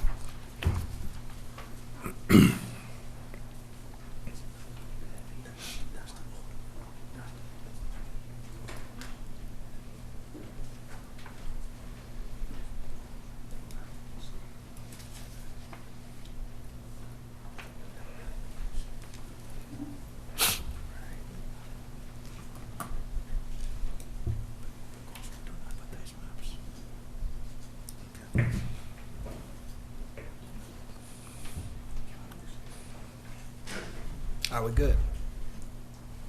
This is a public hearing. Anyone would like to speak in favor of this board's request? Anyone like to speak in favor of? Anybody in opposition to? Is there a motion? So moved. Is there a second? Second. Any questions? Have one. For clarification, we do have Arrowhead within this overlay now, included. Right here. Oh, yes, sir. Okay, so Yes, just want we to do. make sure of that. So I think this is going to go a long way to really cleaning up that corridor and assisting us in getting away from being a health desert. So, Those in favor, aye. aye. Opposed? It's unanimous. Next on the agenda, item number 43.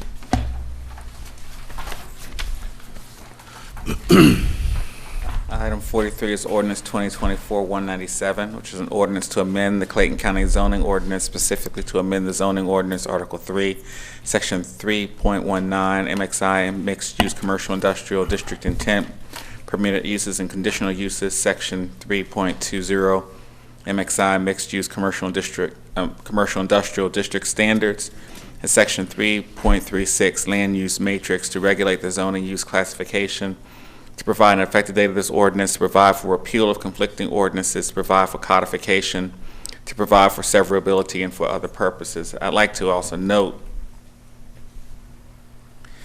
that there is one area that is, I think, commercial uses that was listed. It says tattoo parlors and piercing studios, MXIN. It's actually should be C as in conditional use, so that it's consistent with personal service shops, which lists barber shops, beauty salons, nail salons, tattoo parlors, and piercing studios as conditional uses. The way that it's in your ordinance, it would create an internal conflict. So just wanted to point that out to you. All right, this time we want, once again, do you have anything, Mr. McSwain, on this? Okay. It's a public hearing. Anyone like to speak in favor of this board's request? Anybody like to speak in favor of?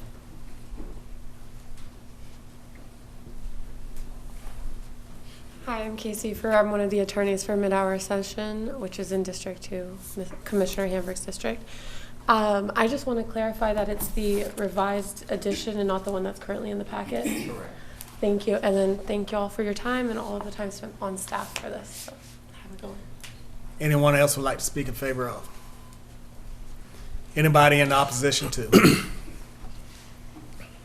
Is there a motion? So move. Is there a second? Second. Any questions? Those in favor, aye. Aye. Opposed? It's unanimous. Next item, item number 44.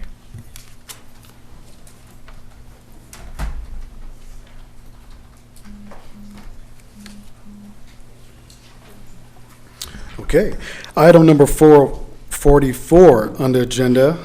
This is a future land use map amendment. So it would be BOC 23110370. This is for a property located at 7286, 7294, 7326, 7330 Mount Zion Boulevard in Jonesboro, Georgia. This request has a companion rezoning attached to it. So the presentation that I'll give will provide a summary of the case as a whole. But the item that you'll be voting on first is the future land use map amendment. The future land use map amendment request is the change from low-density residential and mixed-use residential to medium density to allow a mixed-use residential subdivision that has single-family detached and attached single-family home lots. The property in itself is a total of 75 acres, and the request is located on Mount Zion Boulevard. So the request, again, this item has come before you all, and this item was tabled by the commission, Board of Commissioners, in regards to some additional questioning that needed to happen. In regards to the site plan that's being shown, the area is currently going through transition. We do know that the road improvement plan for the areas is impacting some of the access points, so there are certain changes in the area. Also, there are new apartments north of the location, which is located on Mount Zion Circle. So we do know there is a increase of residential activity in the area, which includes medium to high density developments. The subject property before it came to this point was a much larger site that also included a piece that was closer towards, this is highlighted here in red, but the applicant did come back and submit a new site plan and request that showed a smaller footprint that would include 120 units, which will be shared between single-family detached and attached duplexes. The original site plan included townhomes, so the new request that is before you all includes a total, I believe, of 18 duplexes, and the rest will be single-family detached. Moving along, the site plan in total in itself will have one point of access. The applicant stated the revisions that went before the zoning advisory group showed that there would be no connection to the existing subdivision to the right of the property, and I believe that's the West Bridge subdivision. There is a power line easement that cuts the property, and above that power line easement is where you'll see the duplexes that are part of the site plan. And of course, the single-family detached will go all the way down to the site, and we also acknowledge that part of this property is located in the flood zone. So there are some restrictions in terms of development that can happen on the site. In regards to the aerial and the impact in terms of the density requested, you all are seeing a rendering of what it will look like from an aerial map. In terms of the access, again, it will be one point of access. In regards to the site plan, the applicant is proposing some amenity areas. I have a close-up here that shows those amenity areas, which may be pickleball court, clubhouse, and mail kiosk area, walking trail that may be on the site as well, also including guest parking area that would be all located towards the front of the property. In short, the applicant is also proposing elevations here that you all see or will be in compliance of the requirements for single-family residential homes, and those will be applicable for both housing types. And here's a rendering of what they were considering as a duplex orientation for the homes. which will have these variations provided towards the front of the property. With that information being provided to you all, I just want to make mention, as you all will hear the next item, that the Zone Advisory Group recommended approval of this request. Staff did not recommend approval, recommended denial based upon conflicts of the comprehensive plan. In regards to the rezoning, and I know you all are going to hear the future land use map now, but in your agenda, it mentions it was approved, but ZAG, the Zone Advisory Group, did recommend approval of this request with conditions. And there's a total of 8 conditions, and I can get into more in depth with that once we get to the rezoning. But again, staff's recommendation was to deny the future land use map amendment. Zone Advisory Group recommended to approve this request. And so as follows the rezoning as well. The staff recommended denial of that request, and ZAG recommended approval with the conditions that are being forwarded on the screen now. The preliminary plat is still being held through the Zone Advisory Group hearing, and I'll be happy to answer any questions that you may have for staff, and the applicant is here to answer any questions as well. Is this the item that we had public hearing on already? Or not? Did we have public hearing last time?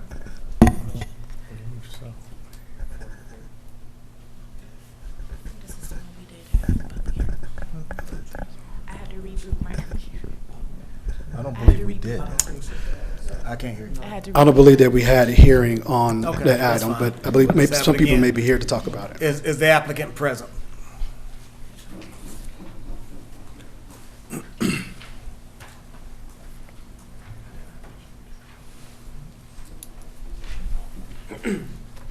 Good evening, Commissioners. Hope you're doing well. Josh Mahoney, attorney at Battle Law PC, 3562 Habersham at North Lake in Tucker, Georgia. Here representing Pulte pursuant to these 2 applications. I do have a short presentation to go over with you all. Would you like to save any minutes for a rebuttal, should somebody be in opposition? Yes, I would. How many? Let's save 3. 3? Yes. Set the clock at 7, please. So Mr. McSwain did a great job of going over the project. I think my presentation will mostly echo what he just said, but I'm going to highlight a couple items for you all to consider. So we are looking to do a master plan subdivision, a mixture of single-family detached and duplexes. The exact mix is 102 single-family detached homes and 18 duplexes. So I know you all have been kind of involved on this one for a while now. I think our file goes back to early last year even. And so you're aware that this project did at one point have more land involved. We have cut off the piece that Mr. McSwain pointed out, and we are left with about, I want to say it's just north of 76, maybe just shy of 77 acres, highlighted here in red. Oh, can I control it with this? Yeah, sure. Okay, great. So here, looking at the land use map, we've got the bottom half of this showing as the mixed use, as well, and the top part being low-density residential. We're looking to change the entire thing to be low-density residential, to blend in and fit in with the surrounding communities that are in the area. You can see a lot of the communities to the west, south, and even some to the north have that same land use category. We're just looking to match what they've got. So this is our most up-to-date plan. This is the 120 unit layout. I want to stop here and address some of the concerns that I heard earlier. We heard some concerns about whether the fence along the existing subdivision will be included. We are showing that on our plan. It will be included.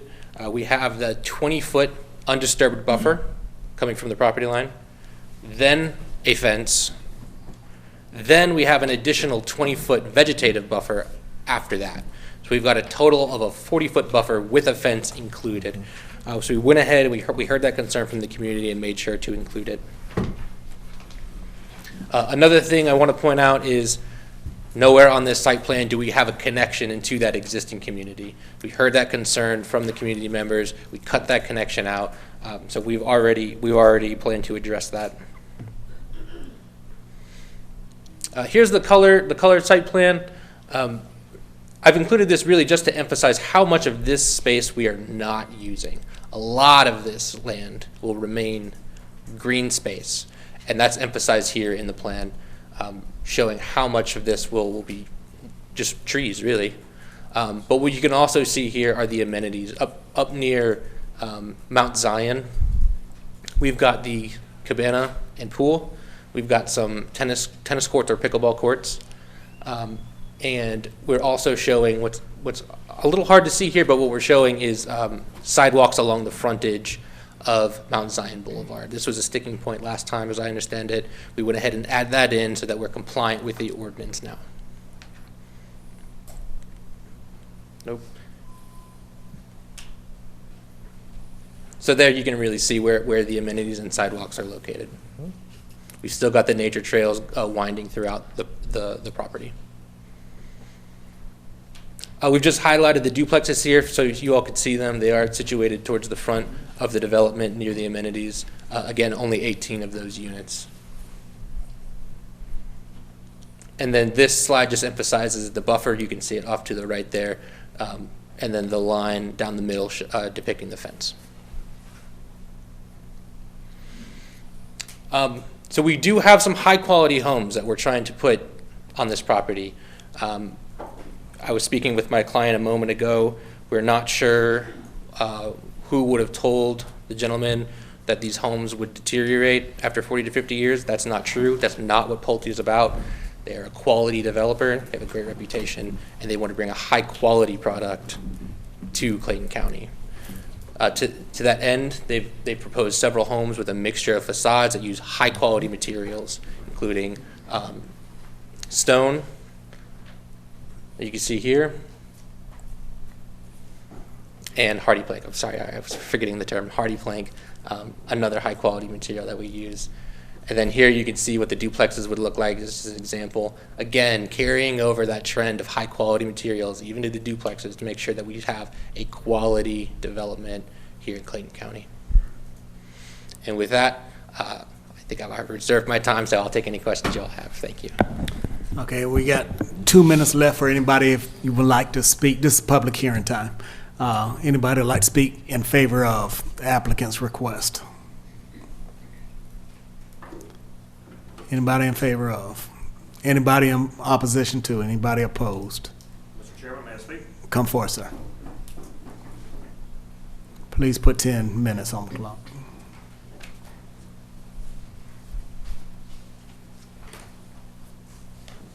Thanks for allowing me to speak again, Mr. Chairman. To answer the gentleman's questions State your on- name again. I'm sorry, Paul Wellborn from Waybridge Subdivision. I am the treasurer for the Property Owners Association.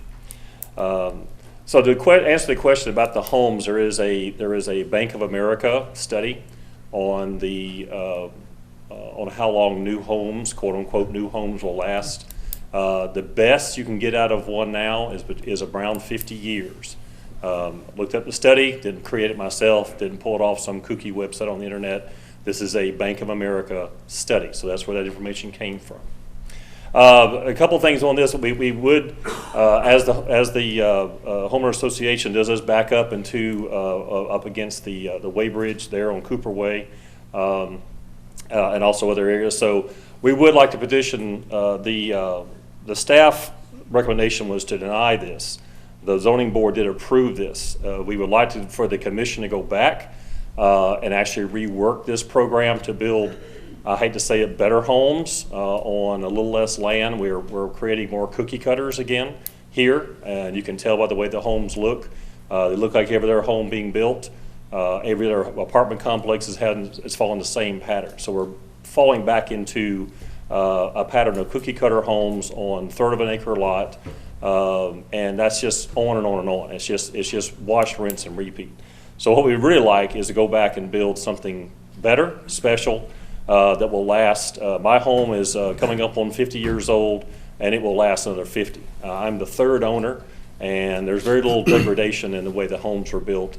My home was built in '76, so a little bit different construction. But on the, if the board does approve all this, then there was also a question about the water runoff, which has not been answered quite fully yet. The additional traffic on Mount Zion. Also, Of course, the fencing has been addressed. Also, the cut through on Cooper Way there has been addressed in Waybridge. Also, there was enhanced street lighting, an enhanced entrance, and of course, no parking at any time on the street. That was a major crime prevention idea that actually came from Clayton County Police. So to make sure there are no parking at any time on the street. So that was really all we had to say about the in rebuttal. So we'll leave it in the commission's hands.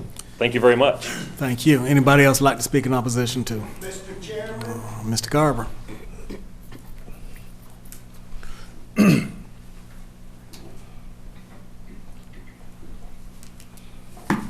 Madam Clerk, I guess you know who I am. Mickey Garber, Unincorporated, Rex, Georgia.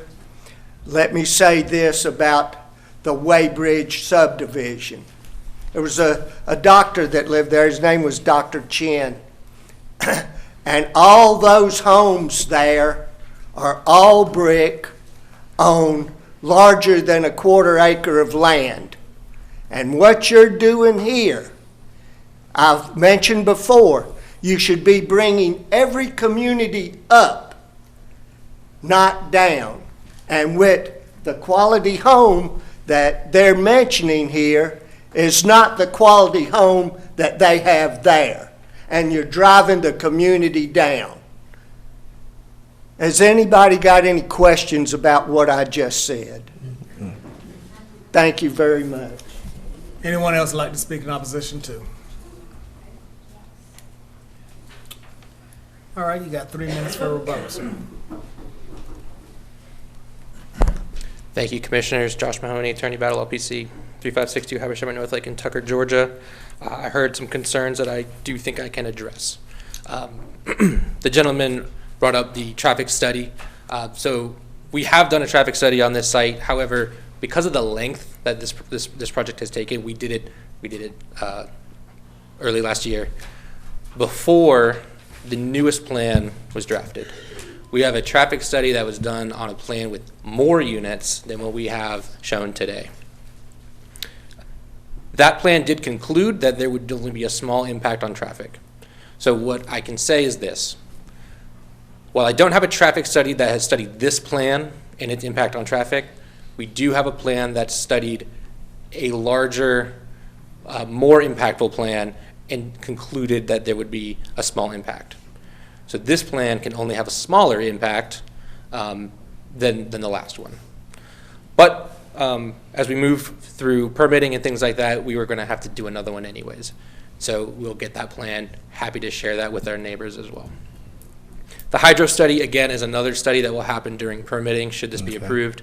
That is a very detailed, very technical plan that is very typical to come about during the permitting process, and so we will be required to do one. Again, we can share that with our neighbors.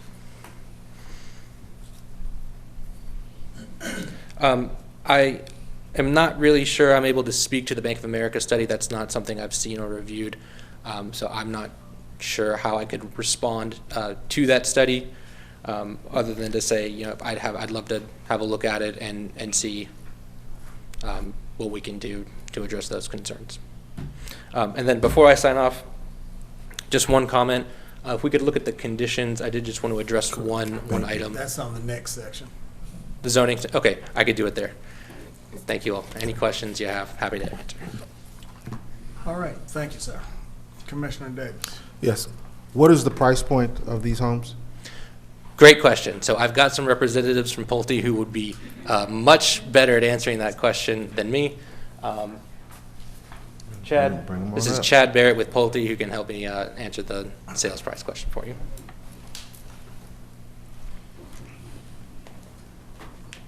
Hello, Chad Barrett, here representing the applicant as well. We expect the price points, I would anticipate, from the high threes up into the 400s, if not a little higher, given market conditions as the project moves forward. Okay, and also too, the sidewalks. We had talked about the sidewalks. I know there's supposed to be sidewalks along the duration of that development, correct? Well, I guess we'll get into that next, because that's on the next slide, I'm sorry. That's part of the conditions. Yes, so we have that. Also, too, I do want to know, what is the rationale or the reasoning behind not having a second point of entrance? Great. So as we look at the layout here, the property fronts on Mount Zion, on Plan North here. The only other access we would have is through the Waybridge community. And so we don't want to have that access point. When talking to the community, they didn't want that. So we cut off that access, and that left us, after we got rid of the other half of the development, that left us with only the Mount Zion access. Only the Mount Zion Boulevard access? That's right. And there cannot be two access points on that road? No. So if you look at the plan, you can see that there's a strip of land that kind of has the curve at the top of the plan. Mm-hmm. So between those single-family homes and the road, we don't have access. We don't have control there. And so there's only a small strip of land that we have control over where we have frontage on Mount Zion. Towards the east side? That's right. Okay. We do have the privacy fence. That's up right. there. We have not a 25-foot, but a 40-foot buffer. Yeah, two buffers, 20-foot buffers. undisturbed, 20-foot vegetative with a fence in the middle. And absolutely no cut through Waybridge. That's right. Okay. Well, I definitely do want the hydro study and the traffic study Yeah. presented to the board. Well, at least given to the board when they come through, as well as the residents around that area. Sure. Okay. I move that we approve with conditions. We're not into the condition part. Oh, This sorry. is the future. It's just future land use. Okay. Yes. All right, the motion is to approve. Is there a second? Second. Any other questions? Those in favor, aye. Aye. Opposed? It's unanimous. Next item, item number 45.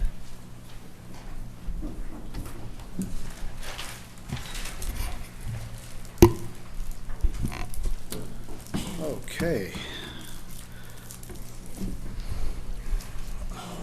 Okay. Item number 45 is the rezoning petition for this planned unit development, so PUD, so that's BOC 23110371. Again, mentioned, this is the request from Battle Law PC for the property located at Mount Zion Boulevard, as mentioned before. In this rezoning, staff's recommendation was to deny this request due to the layout and design complications with the one entry for the site.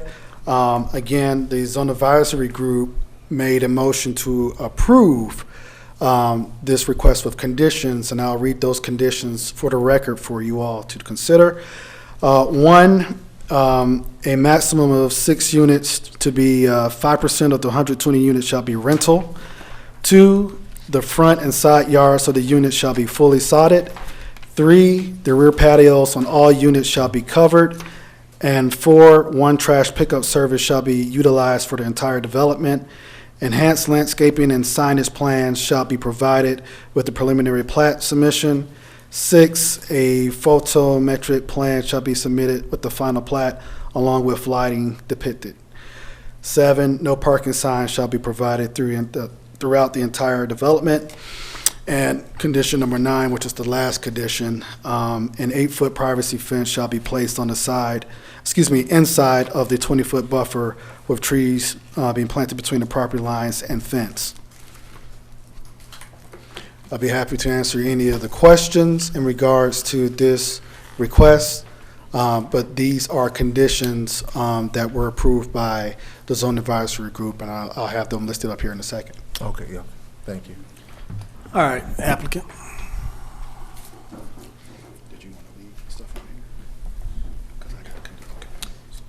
And again, how many minutes for rebuttal should you require one?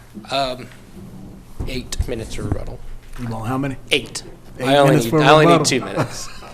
Yeah. So Wait all a the minute, wait a minute, information. I'm lost. You said you want 8 minutes for rebuttal or 2 minutes for the I'll rebuttal? reserve 8 minutes for rebuttal. Of my 10 minutes, I'll use 2 minutes for my presentation. Okay, gotcha. Because all the information I just gave you is exactly the same. Okay.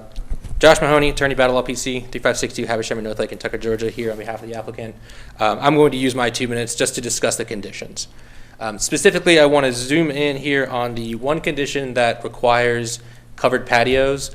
The only thing I would ask is we just make that an option that we can offer to the future homeowners should they desire it. And with that, I will rest. All right, it's public hearing once again. Anybody would like to speak in favor of applicant's request? Anybody in favor too? Anybody in opposition to? Mr. Chair. Mr. Garber.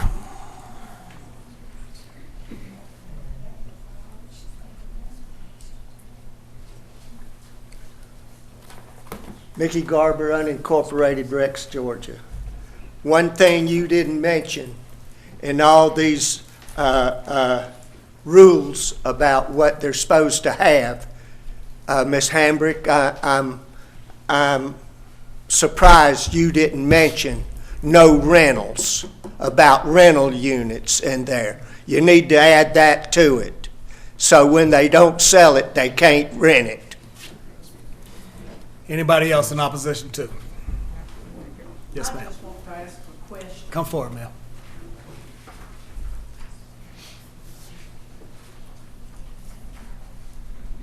My name is Dorothy Darby. I've lived in Clayton County since dirt.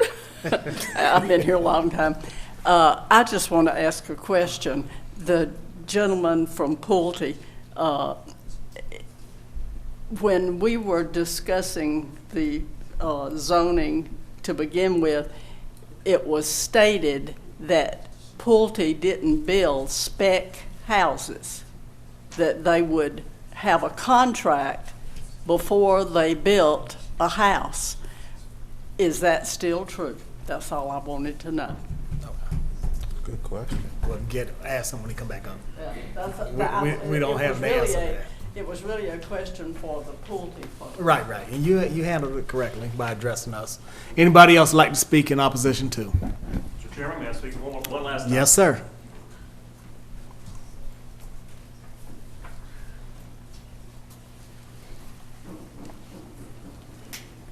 In case you've forgotten already, Paul Wellborn from Waybridge. Two things came up on this when the gentleman talked about the pricing of the homes. There's two things here. The homes in the Waybridge subdivision and the areas around us are probably an acre plus per home. My house sits on 1 acre solid. All the other homes have that, if not more. So this is not the same. We're not doing apples to apples here. Also, when we were asked about the pricing of the homes and all the meetings we've been to, all the hearings we've been to, these homes are supposed to start at $400,000 and with options go to $500,000 on a pricing. When they ask about the covered decks, I actually came up with the gentleman from Pulte in this room with the zoning commission, and he agreed to cover all of the back porches. Not an option that somebody will have to pay for later on. So that all those, the pricing, the size of the lots, and now I'm going to use the word wiggling on the covering of the back porches, all that causes concern for us. So that was it. So you won't have to hear me probably again. Thank you for the time. Thank you. Anybody else in opposition to?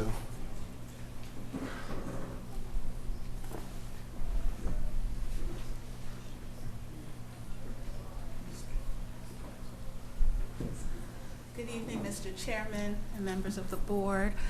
I'm Erica Keynes, unincorporated Jordансboro, and I just have a question regarding this development, but others that are coming up. It might be a simple code thing, but when people are asking about impacts to traffic, is there a rule that there needs to be a deceleration lane to enter the subdivision so that they're not stopping everybody else on the road who's trying to pass by? That's my question. Yes, Mr. Matarco, that is correct. There has to be it's probably state law. Thank you. Decel lane.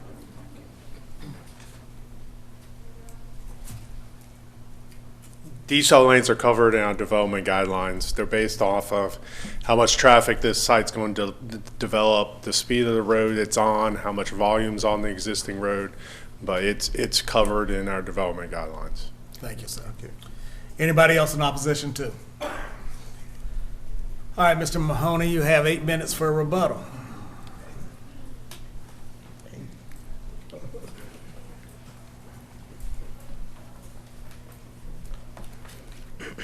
Board members. So I brought up the condition about the covered patio. Really all we're trying to do is give some flexibility to our future community members, the consumers, some options, if you will. Some people want a covered patio, some people don't want a covered patio. That's really the idea that we're trying to go for. The method that I proposed was striking the condition. However, if there's another way you want to go, maybe a balance, something like that, we could entertain that option, no problem. As for the pricing, the pricing is subject to the market. We're in a pretty volatile market right now, and everything is expensive. I'm trying to buy a home now, and it's wild. And so these are the idea, though, is going to be that these are going to be expensive homes. They're going to be high 3s, 4s, maybe even up to 5s, depending on the options that the future consumers choose. If they want to furnish or have a higher quality kind of space inside their home, that home will cost more. If they choose to cover their porches, should you change the condition, that home will cost more, and that will drive the price up. And so we have a window that we work with when we're talking about pricing. I'm not sure I have anything else I'd like to say, but again, take any questions you all might have. Yeah, one question, you didn't answer her question, spec homes. Spec homes, oh, think that and was so I what she asked spoke about. Mr. Barrett to come back up to speak to that, I think. Yeah, they didn't answer your question. No, ma'am. Yeah. I heard the question, and I've spoken to my client about it, so we're going to address it. Yeah, hello, Chad Barrett again. We love for folks to come in and sign a contract and build it exactly like they want it. We do that every day of the week. We do build spec inventory also, like many other builders. Not everybody can wait 4, 5, 6 or more months that it takes to build a home. So we do have a little balance of both, where we'll have some spec inventory that our sales folks and our interior decorators that know what folks are looking for, what's popular in the neighborhood, would go ahead and spec out some selection of homes for a quicker move-in if folks desire that. So a balance. I will say, at our last meeting, I want to say, and I don't have that notebook here in front of me, that these homes were non-specs. They were waiting for folks to come in to choose their options, and these patios were supposed to be covered. Sure. That's what we walked away with from our last meeting. Understand. Again, we do both typically in every community. I think depending, maybe spec inventory has a negative connotation. We do it in almost all of our developments. It's some of both, right? And I think there's some benefit to that too. Like as a developer and as a community, we don't want the development to take forever to complete. I don't think that's healthy for anybody. So we do have some balance. I understand that, and in fact, because of that, when we spoke, is why I settled for the 5% rental, considering we have we have 15 interns that started in June at Southern Regional. We have 15 more next year and 15 more slated for 2025. That's why I did go with agree to the 5% portion of it. Sure. But as far as the other two, I really want to stick with their non-spec. Those folks are coming and those patios are covered. Okay, we're fine covering the patios. I don't want to, go a place we shouldn't go there. I was hearing that and seeing that condition, and I was just trying to offer that we had some optionality. I also want to make sure too, we're not confusing spec inventory with homes for rent. They're two different things. Okay. Thank you. No problem. So in short, we'll accept the conditions Great. as written. Commissioner Chairman, Hammer. yeah, I have a question. You showed where your pickleball courts are. Yes, ma'am. Are they close to the living spaces, or are they away? Because I hear complaints regarding the noise that's made. Okay, so you can see the courts there just next to that parking space there.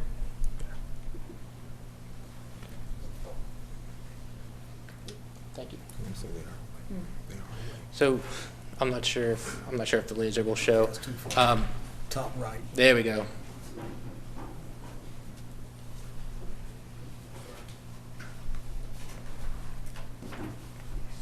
There it is. All right, if we go to the right just a little bit. To the right, yeah, those. So those are the courts. The nearest home is on the other side of the parking lot and the other side of the nature trail. Okay.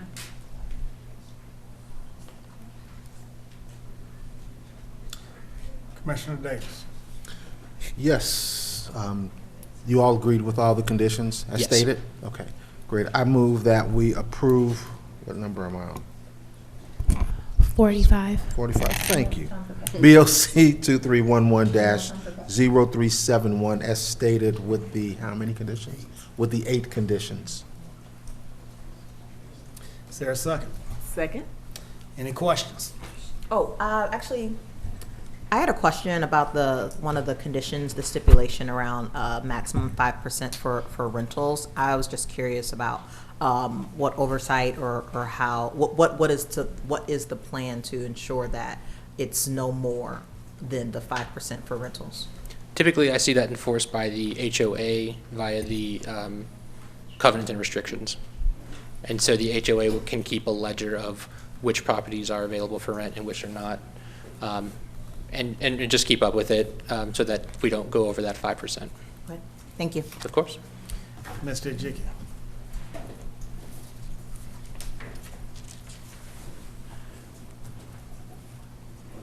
In reference to your question, it's really, I hope the board understands that it's not on the function of the department to track that. It's really difficult to track that, how many it's rental and how many are for sale. Now, what we're trying to do in the department is get to a position where we don't write conditions that are not enforceable. It doesn't really make sense, and it's difficult to track, because the citizens, after a while, come to ask questions. Why are we allowing X, Y, Z to happen? Not knowing that we don't have the tools or the staff to police those kind of things. So. Thank you. Any other questions? Those in favor, aye. Aye. Opposed? It's unanimous. Our next item is item number 46 on page 17.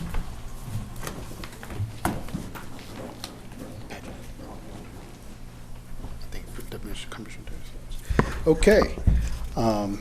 The next petition, let's see here. Are we on item 46? 47. 46 was Okay, removed. so you made okay, understood. Item 47 is BOC 2309-0358. I'll let the room clear for a second. Yes, please. If you're going to exit, please exit quietly.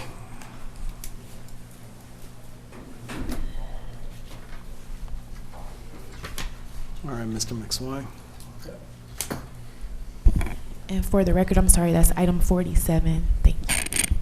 Okay, thank you. So item 47, that's BOC 2309-0358.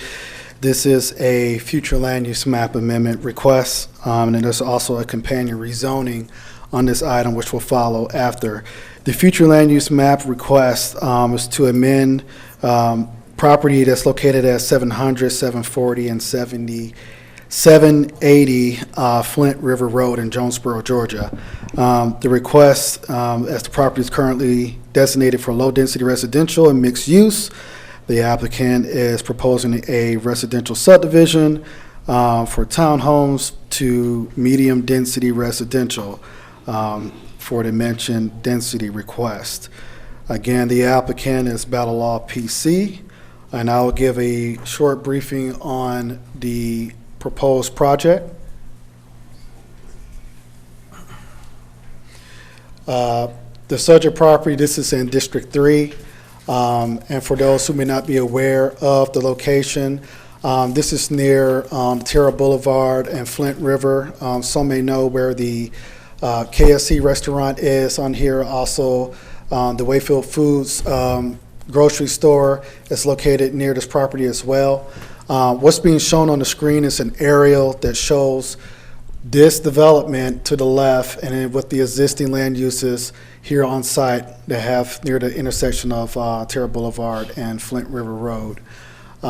This project will have road frontage or entry and exit for this site on Flint River Road, and also a dedicated access point that will be near the AutoZone and daycare facility that's located at the corner of this lot near the intersection. For those residents for this proposed development to get into the access site, they could either come through, I'm not sure that's Highway 54, but through the grocery store and an inner parcel right here where they're entering into the development, or use Flint River. Again, the request is for a townhome development. The rezoning that you will hear after is for a rezoning to residential townhome, which is the newly adopted RTH zoning district. And I'll get into more details about the recommendations and conditions by the zoning advisory group. Staff's recommendation for this request, well, I'll start with the zoning advisory group. The zoning advisory group recommended approval of the future land use map. Planning staff recommended approval of the future land use map. And now I'll just give a few more details on the development itself. Again, this is for residential attached townhomes. We do have an aerial here. We do also have building elevations and another aerial map with the site plan. We'll talk about the amenities. The applicant came back before the zone advisory group and added in some amenity areas, which also included pool, parking, and some additional details regarding guest parking spaces. The zone advisory group did make some recommendations for the protection of the amenity areas and also access parts and trails and connectivity for the site as well. The total number of units proposed for this development will also include some rear-loaded and front-loaded lots. So the idea is to have the appearance of a front home on Flint River, and also to have them, wherever there's road frontage, that you can see that they have a different orientation for a few selective lots. And most of those properties are facing towards Flint River, and there are some that's facing towards outside towards the Terra Boulevard area. So in total, the proposed front-loaded lots attached will be 123 units, and the proposed rear-loaded lots will be 33. Again, the density range, this average net density is 8 to 14 units per acre. This is on 19 acres for this development, and this development proposal is going to land at 6.7 for 156 units per acre.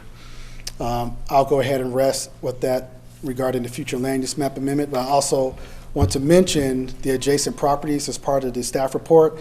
Adjacent to the west is a water plant for water control plant, I believe it's from the Clayton County Water Authority, that's owned on the left-hand side, and that will be buffered for separation from this development. And there's also a cell tower on the property as well that's located on the south eastern portion of the site. And I'll be happy to answer any questions. As staff's recommendation is approval, and the zone advisory group's recommendation is approval on this as well. And the applicant is here to answer any questions as well. All right, Mr. Mahoney, is this yours as well? Yeah, will you show again where this, I'm trying to figure out how homes It's are next- gonna get from, isn't there a driveway that goes into that Wayfield? Yes, there is. On the backside. So- On the backside, yeah. So the homes will be sitting in front of the Wayfield?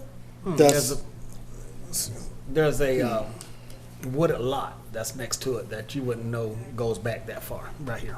Yes, that's what I'm trying to. This okay. is the Wayfield right here. This is the lot that goes into it. And then you can get to Terra Boulevard if you go to that extension or make a left So here. where's the auto zone? auto Right here. zones at the corner. Advanced Auto Parts, On the right there on the front side. corner. Okay. I'm sorry if I said auto zone. I know it's one of the car repair places there. Well, advanced, yeah. Yeah. Mr. Mahoney, how many minutes? You're good. So on this one, I'd like to reserve just 1 minute for rebuttal. Okay, please proceed. Sure. So again, Josh Mahoney, attorney, Battle PC, 3562 Havisham in North Lake in Tucker, Georgia. Again, I have a short presentation for you all. I don't think this is the remote's working. Oh, here we go. Okay. So commissioners, this property is located near the intersection of Flint River Road and Terra Boulevard, indicated by the star here. Zooming in, again, you can see what's in the area. We've got the Riverwood townhouses right across the street, right across Flint River. The Wayfield grocery store immediately adjacent to our property. And then to the west, you've got the Clayton County Water Authority where they're doing the water treatment. I did receive a question or a concern on this point, so I'm going to stop and say we are over 1,000 feet away from the nearest clarifying pool on Clayton County's on property. Compare that to just the south. There's some single-family homes there. The nearest home is 400 feet from the nearest clarifying pool. So we really don't think that that should cause any issues or concerns for the future residents of this community. So again, zooming in, you can see what is nearby. There again is the Wayfield Foods grocery store, a daycare facility right across the street, and you can see where that driveway does come in off of Flint River Road so that you can today use it to access the commercial uses that are there. Looking now at the zoning map, you can see the property is currently zoned GB and MX. And the land use map shows that the property has a designation of mixed use and low density residential. I want to stop here and emphasize our request on the future land use amendment. We're looking to go from mixed use and low density to medium density. Now, the mixed use designation by itself allows up to 16 units per acre. That's what's allowed today. The medium density residential allows a cap of 8 units per acre. So we're really asking to reduce the maximum allowed density. But what we're doing is we're laying out the plan and connecting into the existing commercial in such a way that we're still creating what is in effect a mixed use area at the corner here. We've got a mixture of commercial already. We're just bringing the residential piece and connecting in so that there's pedestrian connectivity, vehicular connectivity, and creating what the comp plan envisioned for this corner as written today. Oops. So, one point of clarification. Our original site plan that we submitted contained 156 units. We have since updated the plan. We've reduced the total number of units from 156 to 150, and what that's allowed us to do is reorient that central green space so that it's not quite as cramped as you saw in the original plan. We've been able to spread that out a little bit, include a cabana and splash pad / pool area, grills down in the southern piece here, as well as a dog park. Oh, and there's a tot lot as well up there by the splash pad that we'll zoom in on later. But here I do want to point out, you can see on the portion of the property that fronts on that access road, we are introducing a sidewalk. And what that's going to do is connect into Flint River Road, go all the way down the frontage of the property, and then we're also going to have a crosswalk from the cul-de-sac to the grocery store. We're now essentially introducing pedestrian access to the grocery store from Flint River Road. And I'll zoom in on the site plan a little later so you can see how the residents of this development will have direct access to the grocery store so that they can just walk and get their groceries.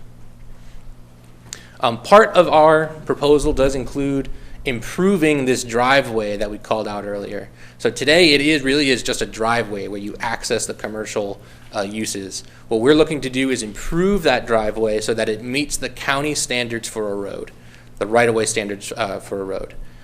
So we'll be doing everything that we have to do in order to do that, as well as beautifying that entrance so that it has a much more residential feel rather than feeling like you're just going into a commercial space.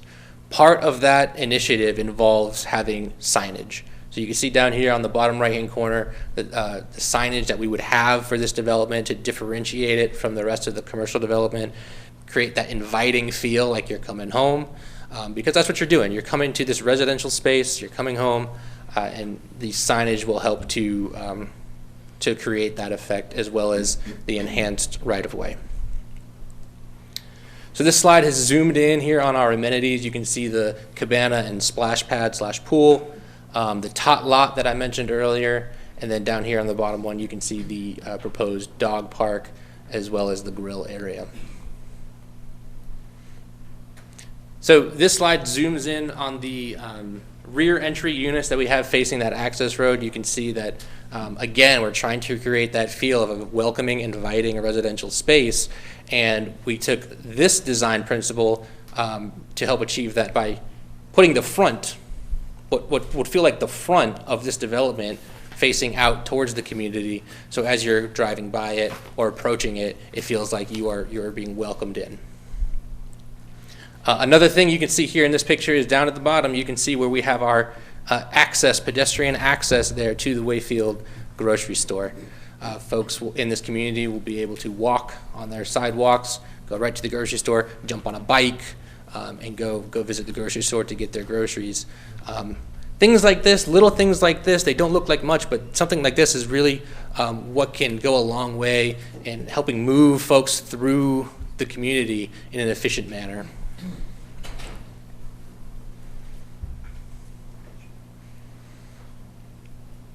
I think this is a duplicate slide, so I'm going to go ahead and move on.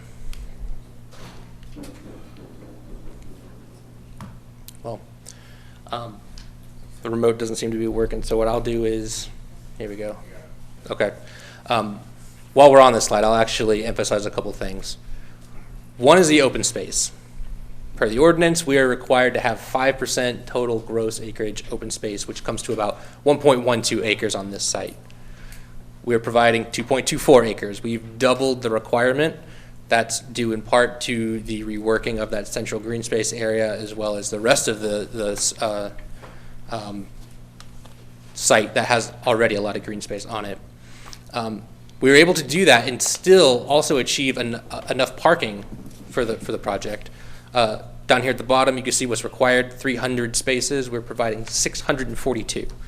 Again, more than doubling on this one, what's required. We were able to do that with 2-car garages, 30-foot driveways, so that there's about 4 spaces per unit. We've also got parking throughout the development for folks to use to enjoy the amenities. So that's how we're getting that number. So here we're looking at some examples of the elevations that my client's looking to build. High quality materials, again, including brick, board and batten, really trying to bring a high quality feel to the area, to this new community, and attract some new buyers. I do have a representative from Inline here with me this evening. Here's some information about their company. If you have some questions about it, he is here and can answer those questions. With that, I'll reserve the rest of my time, take any questions y'all have. Thank you. All right, well, we got about 26 seconds. Okay. But I will say this, I know we met 2 or 3 times about this project, and one of my concerns was about the property with the water authority and so forth. I did speak to the general manager, and he did say that there was not going to be any kind of impact to their property or any of their operations. But at this time, since we are out of time for anyone who would like to speak in favor of, This is a public hearing. Is there anyone who'd like to speak in opposition to the applicant's request? Anybody like to speak in opposition to? Yes, sir. Mr. Chairman. Mr. Hammer. To speak against the project, sir. Yes.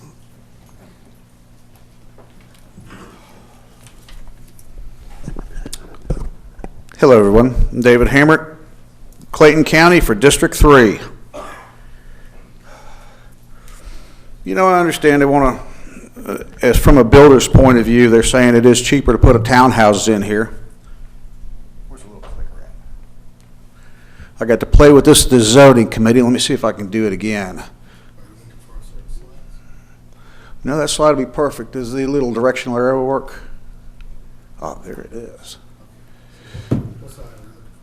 That right there. Go up. Right there, perfect. As we look at this drawing, anybody that's been to Wayfield Foods knows where you can see that paved area right there, that gray, very light gray up past the dark area. Perfect. That is called a drag strip. And when the people leave Wayfield Foods, that is a concourse where they come from the right and from the left and try and see who can outrace each other. I have seen and witnessed almost a couple accidents right there at that designation. Now, theoretically, we want to put 450 vehicles on that 22 acres. And that's being a conservative estimate, figuring 2 to 3 cars per unit. Now, from what I remember in the zoning ZAG hearing, price point is $325,000 to $350,000. Here again, that would take a gross income of $28,000 a year to pay for that if you have a $300,000 mortgage, based upon the average Clayton County making $56,000 a year. Spending 50% of your income is just a quick path to bankruptcy, because it's not going to work. Most people, economists, will ask that you delegate 30 to 34% for utilities and housing. Second, where that little black box is right up there on the right-hand side of the drawing,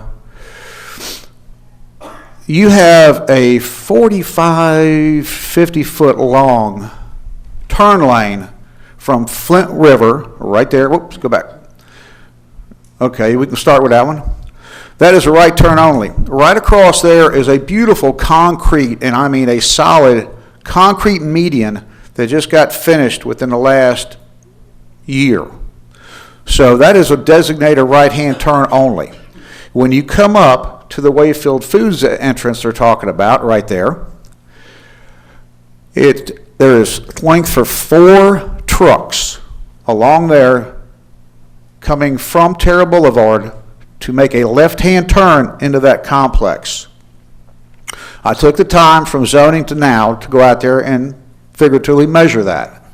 Now, when you come through there to try and make a left-hand turn from that complex to Flint River Road, that again is another choke point, because what's really almost obscured is that frontage road that connects to Advanced Auto Parts and also to the Child Care Center.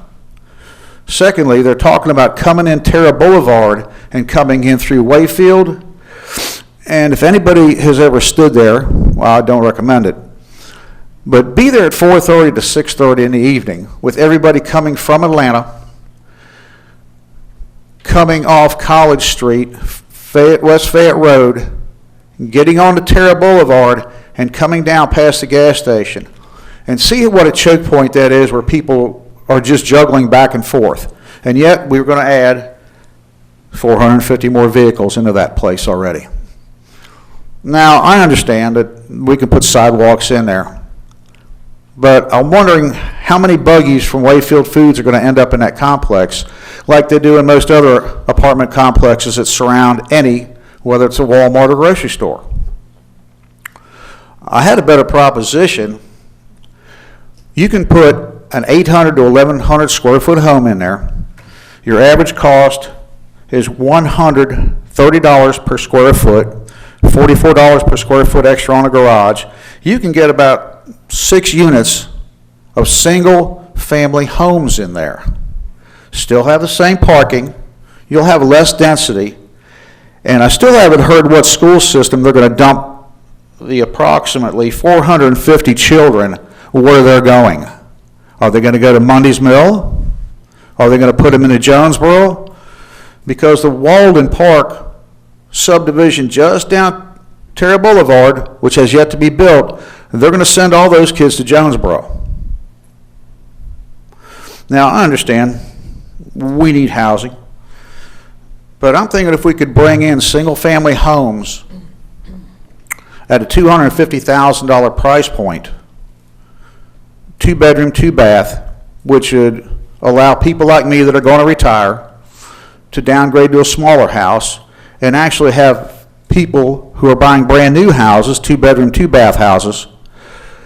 When we lower the price, that gets more people into the market of home ownership. And I think that's what we should be looking at. I know the 56 units on Highway 85 right before you get to Fayetteville, 54 rather, 16 of those are available. The prices come down to the mid-250s because a lot of the investment money is drying up. I know DRB Homes is building Auburn Ridge on Highway 85 south. Some of the houses have gone to, and they're townhouses, have gone from $328,000 down to $313,000. This information is available on Zillow. They're still holding some at $330,000. We have 195 new constructions, houses that are built. The average stay on the market is 51 days. Being in construction, remember, the money I'm living on now as a builder is the stuff I built last month. We're always behind. That's just the way it is. So what I'm asking is I would really like to see an objectivity looking at small single-family homes as our future instead of just keep cramming all these townhouses into Clayton County. Thank you very much. And of course, David Hamrick for District 3. Anybody else like to speak in opposition to?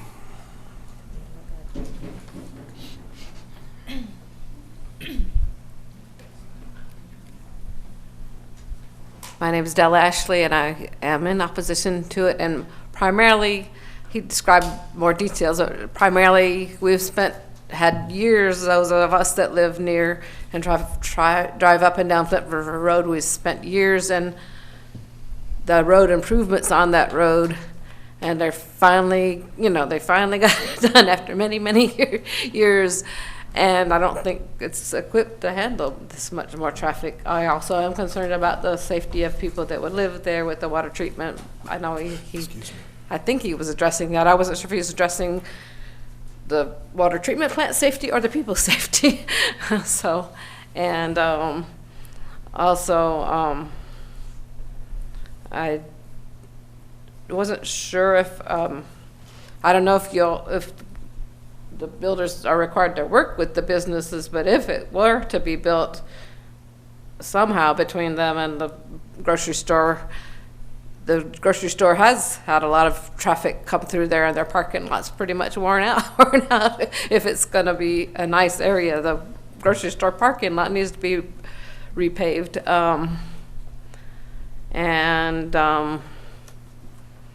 Also, I'm just not familiar with the builder, whether the quality housing is good or not, so I'll try to look into that myself. She stated her name. No, when they finish, I have something. Okay. Anybody else? Mr. Chairman. Hold on a second. This gentleman here is coming.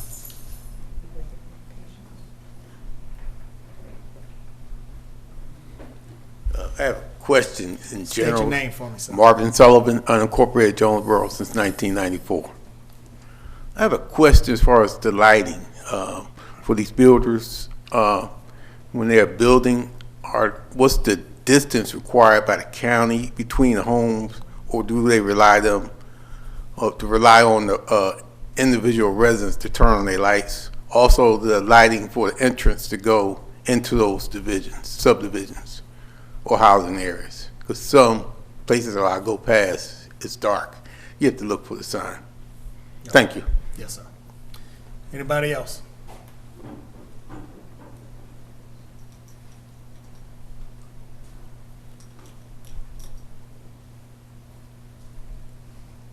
Madam Clerk, Mickey Garber, unincorporated Rex, Georgia. Let me ask you, members of the board, excluding Ms. Reeves, Commissioner Reeves here, how many units have y'all approved in the last year? You don't even know. You don't even remember the last month. Now what I'm getting to is you don't know what this economy is going to do. Everything is awry in it. What I'd like to see you do is, in effect, if you do pass this, again, Ms. Hambrick, you need to bring this up because it's a concern in your area and it's a concern in all the areas of Clayton County about the rental situation going on in this county, and you need to make that a criteria. Thank you. Thank you. All right, Mr. Mahoney, you got 1 minute, I believe you said. I just want to make a comment. Go ahead. Maybe somebody, and Mr. Matarco, maybe Still you come can to the- answer this. I was in that area once. Have they changed those lanes to 3 turning lanes if you headed, not, yeah, Mr. Matarco? No, I If was you're talking- I was entering, talking if to you're on Flint Mr. Mahoney. River, and I guess I'm not sure, like maybe that's east or whatever headed into, are those 3 turning lanes now? Because I was sitting there one day and I'm like, oh my God, am I turning or whatever? So I'm just thinking maybe they were projecting more traffic or something. Georgia DOT upgraded the intersection at Terra Boulevard. Right. They essentially added another left turn right, lane. okay. So now you have 3 left turn lanes. They did not do that in anticipation of any other development. I was just thinking that they were talking about the traffic, maybe they. But it helps. It was to improve the flow of the intersection. Okay. Well, yeah. I I thought mean, it it was- seemed like it was right on time then. Just I thought it was 2 left turning lanes. One kind of goes across over It's to, 3. and I then was one sitting right there. turning lane. There's 3? Because it There's 3 left confused me, turns. right? Okay, I was sitting okay. there and I'm like, wait a minute, there's 3 lanes of traffic turning, so. Mr. Mahoney.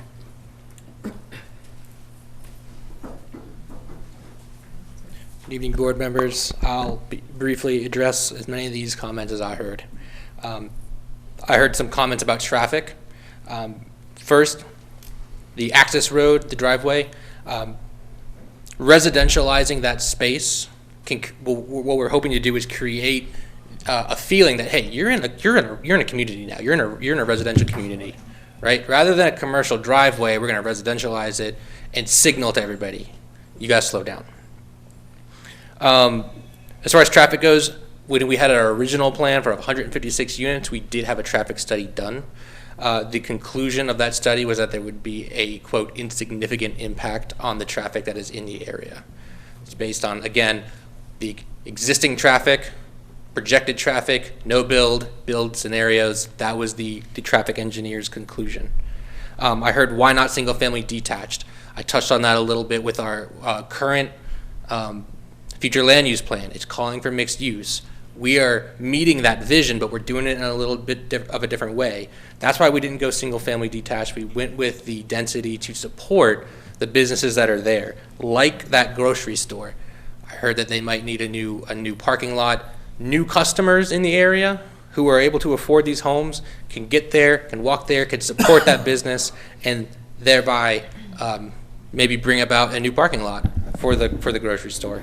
Lighting is addressed in the ordinance, and we will meet that requirement. And your time is up, sir. Okay.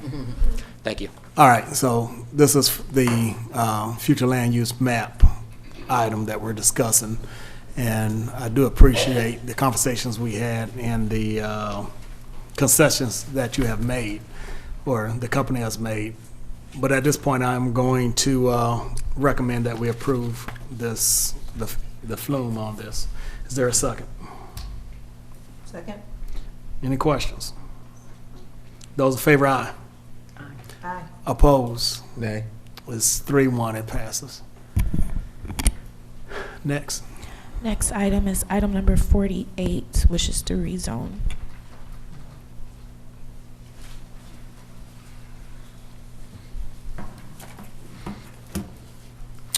Okay. So the item 48 is the companion rezoning request. Again, for the record, that's BOC 2309-0357. I may have mentioned before the number of units in conjunction with this request is 156, but it is 150. So I just want to put that on record of how many units we're discussing. This item, again, is to rezone the mentioned property for 700, 740, and 780 Flint River Road. That request is to go from GB meaning general business and mixed use, to RTH, which is the single-family residential attached townhome district for the mentioned 22.33 acres of land. Again, this property is within District 3.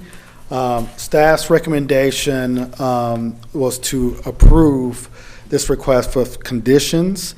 Those conditions were moved forward to the Zone Advisory Group, where they heard the request and modified the conditions to a recommendation of 7. So I'll say this to mention that staff recommends approval with the conditions, and the Zone Advisory Group recommended a approval with 7 conditions, and I'll read those for the record. A maximum of 150 fee simple units to be allowed for construction. 2, walking trail to be installed around the play area, designated amenity area. Condition number 3, 1 trash service to be provided for the entire development.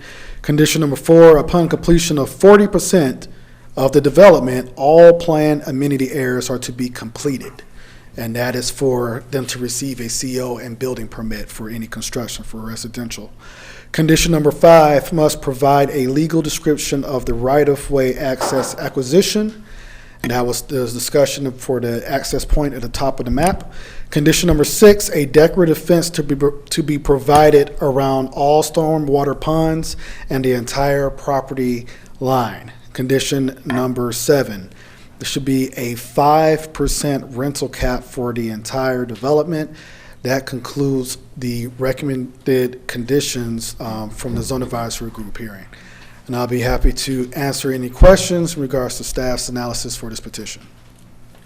Mr. Mahoney.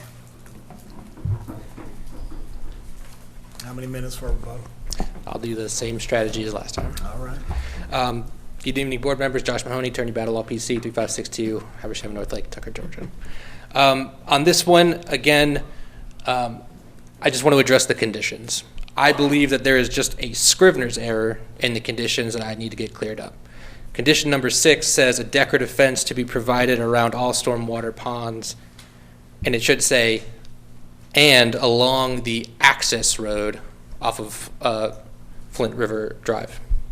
That was what we agreed to at ZAG, and so I just think this was written down incorrectly. Is that correct, Mr. McSwain?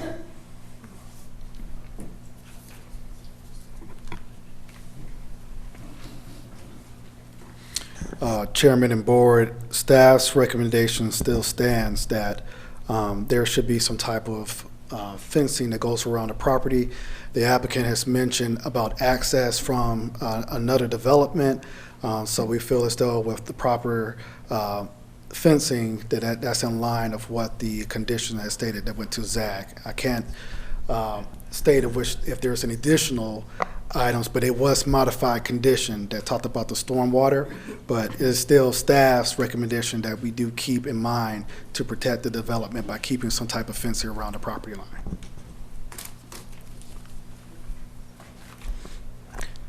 So I'm looking just to modify condition number 6. The decorative fence should be along that access road. We can do a privacy fence around the rest of the property. That's acceptable. Okay. I have a question. Commissioner Yeah, what about condition number 4? Who will determine the 40%? Would that be you all, or would that be the county? So it's my understanding that that would come from the county, and I would ask planning staff. That's 40% in condition 4. Is that monitored by you guys? Okay. Thank you. All right, thank you. This is a public hearing. Anybody would like to speak in favor of applicant's request, please come forward. Anybody in favor? Anybody in opposition to? Mr. Chairman, to rise in opposition, sir?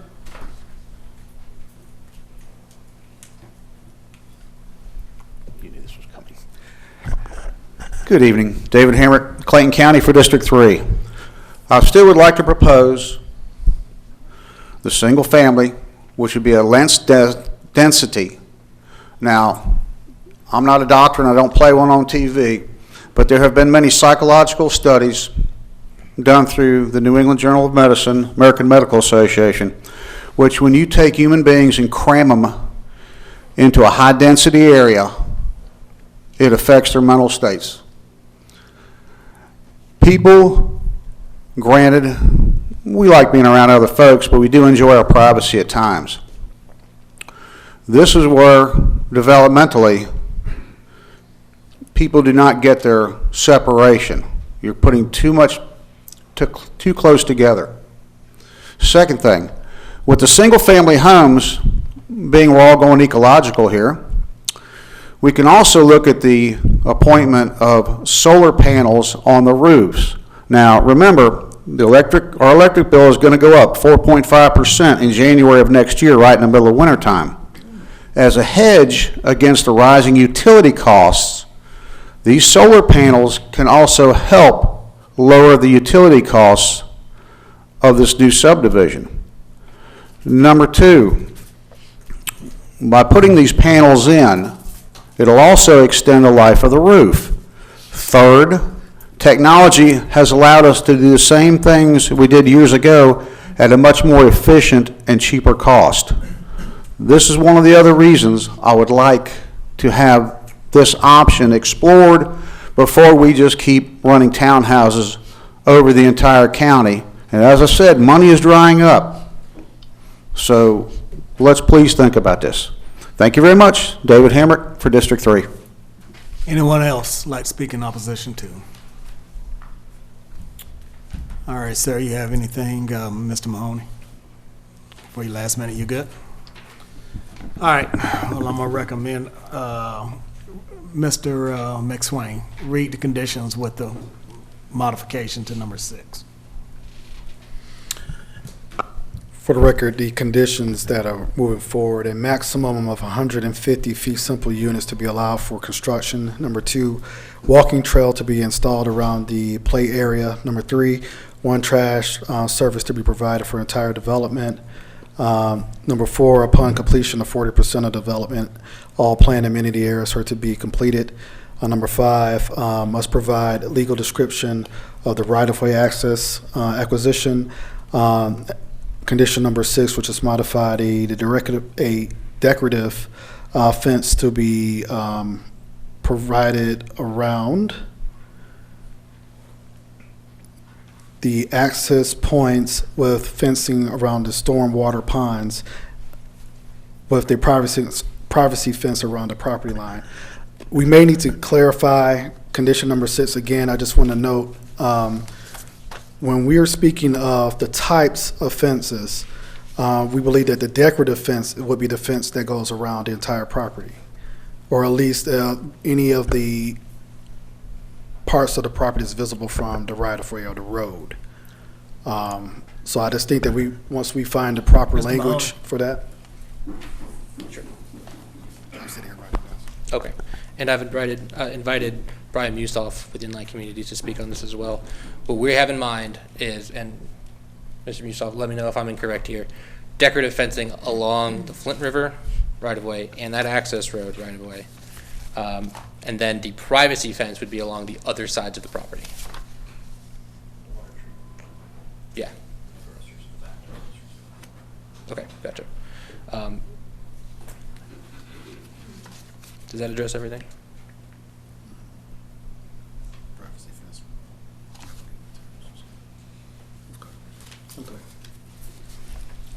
So condition 6 would say a decorative fence along road access points, followed by a privacy fence around the property lines.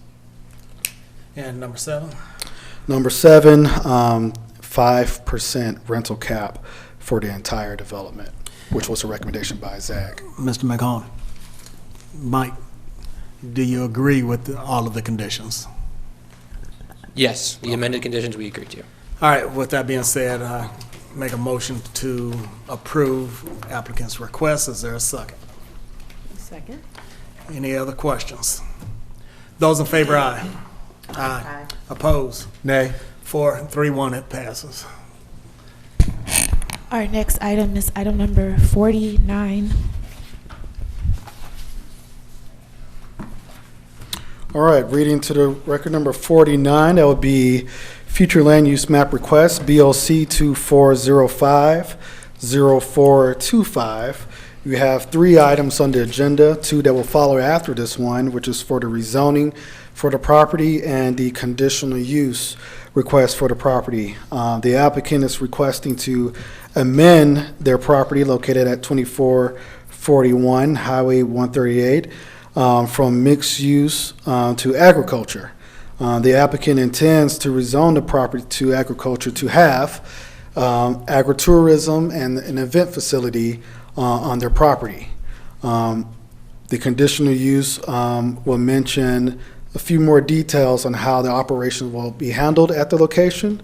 This property is located in District 4, which is adjacent right in front of the county park and also the water park. And also there's a recent subdivision that was approved on Wren Road, which will be adjacent to the north of this site.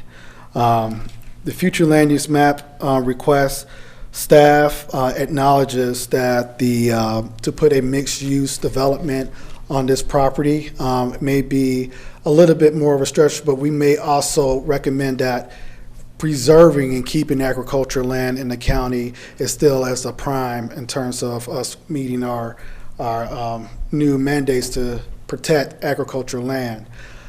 With that information, I would mention that there are conditions that were part of the rezoning and the conditional use permit. I'll give a little bit more information on that, as there may be a difference between the two, as there is an additional condition added on by the zone advisory group for the conditional use permit. But for the future land use map, staff recommends approval of the request to change the future land use map designation to agriculture. I'll be happy to answer any questions that you have about this project, and the applicant is here. They have their own presentation as well. All right, applicant, come forward, please.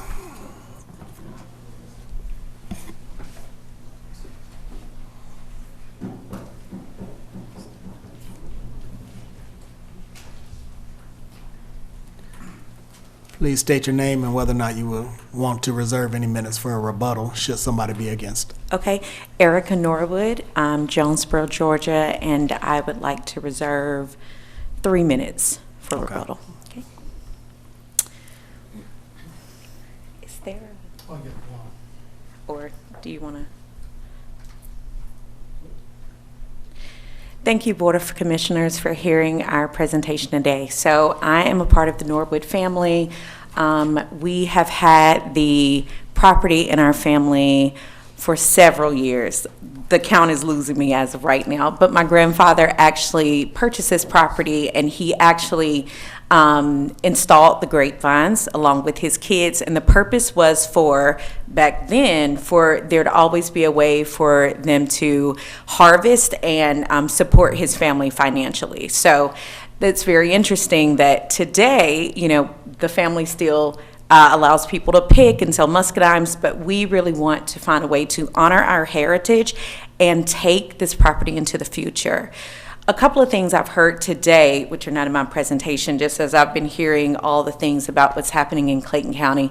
I was born and raised in Clayton County. I grew up here, graduated from Morrow High School, then went on to Georgia State and did some other impact work around the world, which was trying to solve social impact issues like affordable housing, like affordable health care. And what I find that's interesting, I think Clayton County is in a similar dynamic that a lot of other economies are in, which is where you have, you know, developers that are coming in that aren't necessarily from here, that are trying to build and put homes here. What we're trying to propose is something a little bit more innovative, which I think can actually be a demonstration effect, not necessarily with putting the event space, but actually how we're trying to repurpose our property and heritage and move it forward in a way that's inviting community. So I'm going to jump into the presentation. So I mentioned this, this property has been in our family since the 1950s. We have a home on this property, which is, our family still lives there and plans to continue to live there. And I'm going to go a little fast because I know that y'all have heard a lot today. So I'm happy to take as many questions. Our vision is to open up our properties so that people in our community and from surrounding communities can actually enjoy the experience of what it's like to be in a vineyard. Growing up, you know, at my grandmother's house, my grandfather's house, I didn't know what a privilege it was until my dad passed away in February. We had a celebration of life there, and we had a lot of people. Almost all of Clayton County came out, they knew him, and they were like, oh my God, we didn't know this was all here. And it's something that we actually, I think, took for granted because we grew up with grapevines and pear trees and apple trees and fig trees. And it really caused the conversation in our family that we wanted to open up a part of our property for other people to experience and be able to have family celebrations like weddings, small weddings, baby showers, bridal showers. We actually held our family reunion there on Labor Day weekend, so it is a place that we already host for our own family. We are looking at hosting micro events there under 100 people. I think actually at the zoning advisory group, their conversation was around maybe capping that at 75. We were initially envisioning 100, and the conversation was around 75, which we're comfortable with. As you can see, this is a little mock-up of our vision. It is about preservation, beautification. We're looking at luxury and defining it differently, I think, than some of the other developers here, which is price point. We're actually looking at natural preservation in land is luxury. Being able to be out in a vineyard and enjoy time with your family is a luxury. And so we're looking at simplifying what luxury means, which I think is going to elevate just the environment that we have to offer and amenities in Clayton County. So that's just a mock-up of actually one of the main aisles, vineyard aisles, and we plan to allow people to dine in the middle of the vineyard and using a lot of beautiful aesthetics to really enhance their experience.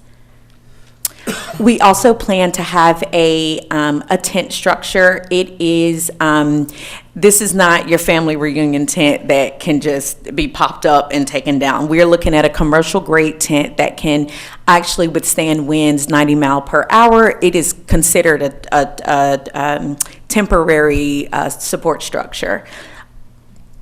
And so our goal is to ask for a couple of things. I know we're talking about the rezoning future land use map right now, but I'm going to cover them all so that I don't have to go through it. We are asking for for approval of future land use map amendment, for conditional use permitting for us to host and allow people to come on site and on our property, and also for the rezoning conditional use, future land use map. A couple of things that we have thought through. Do you want to click through the next one? Sorry. We think there will be a lot of benefits. One, promoting local agritourism. That's something that really, when you start looking at where that is in Georgia, that's North Georgia. People are going up to Dahlonega. People are going up to Helen, Georgia. They're going to Athens, maybe South Georgia, maybe, and that's a little iffy. But when you look in the metro area, there is no other place. There are a couple of family-owned vineyards that allow you to come and purchase wine. We're not talking about a winery. We are talking about open space, venue space for people to be able to come and enjoy. And so we believe that that will be able to teach people about the history of agriculture in Clayton County. You do not see it anymore. And it's like our home is like preserved in history. And so we want to be able to enhance that. We want to preserve green space. We're across from Clayton County International Water Park, or Atlanta Beach, if you grew up in Clayton County. And so we believe that that location is just really prime for people who already enjoy athleisure, activities. We believe this is going to support the local economy. I know people were griping about taxes. I'm sure we will be paying our own taxes with this, but a part of it is we want to invest in the local economy. That's something that we have been entrepreneurs in our family, and that's something that we are used to doing. And I think that we have the opportunity to also be very creative in what that means going forward in supporting our community. I'm sorry, Ms. Norwood, but your time is up. Okay. All right, so at this time, we will go into a public hearing. Anybody would like to speak in favor? Well, we're out of time for our favor. Anybody opposed?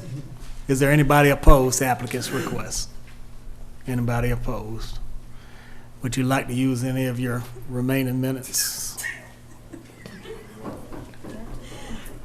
Yes, I do. I just want to touch on one thing, which is that we have thought about a couple of, as a family, and we have a big family, we've thought through some things because it's our family property. So we've thought through sanitation. We've thought through what, keeping people safe on the property.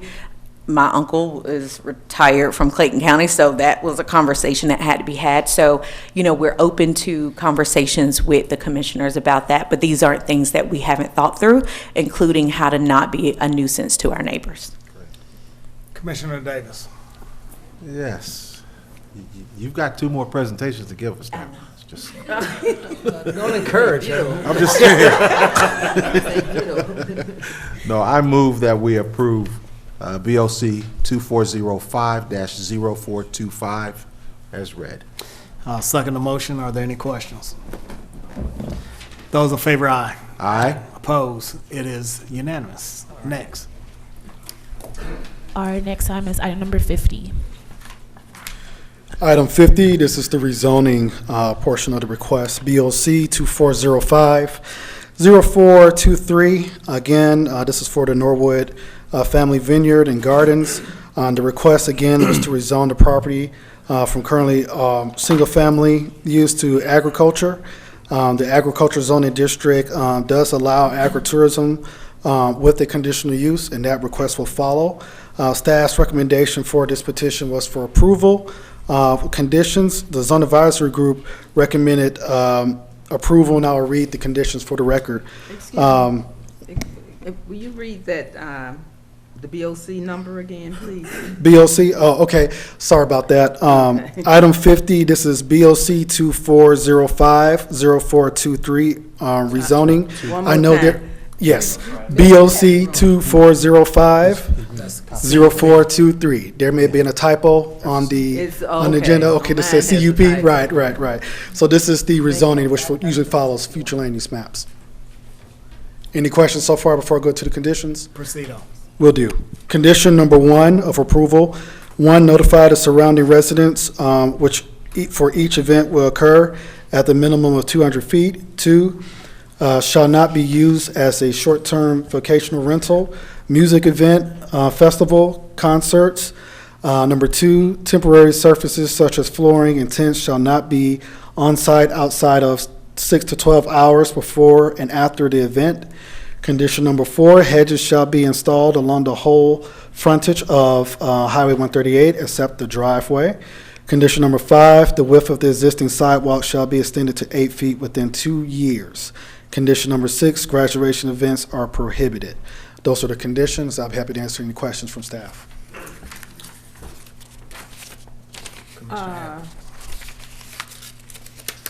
Number 6, it says, remove the graduation events prohibited. You saying it's prohibited, then you saying remove that. I don't see remove. Am I removing it? No, you're looking. I must have an old sheet or something. No, you're looking. Oh, I'm sorry about that. So underneath a few couple of the lines, there were some conditions that were modified, because I wanted to clarify this, because in the order which it was heard by the zone advisory group. Right. They originally recommended 5 conditions, and then it got to 6 conditions before it got to the CUP. So I will mention that one, to modify that first condition to send notifications by mail for those property owners who are within 200 feet. And the last condition was to remove graduation events as they're is prohibited as the 6th condition.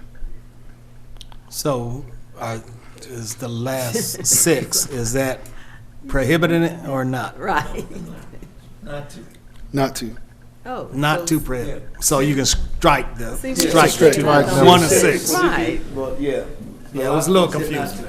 Yeah, we had a whole conversation when we got to ZAG about it, so that's why it came out kind of a little bit flurry. Yeah. So I'm happy to answer any questions, and the applicant is here about those conditions as well. So they can have graduation events? Yes. Yes. Okay. I just want to make that. That was easy, wasn't it? Right. Ms. Norwood, you have any minutes, rebuttal, and state your name again and all that good stuff? Erica Norwood, Jonesboro, Georgia. I would like to have 8 minutes for rebuttal. It's going to be, I think I covered a lot in the beginning. Go ahead, So I just want to kind of, is it okay if I skip to the conditions part? It's your 2 minutes. Okay.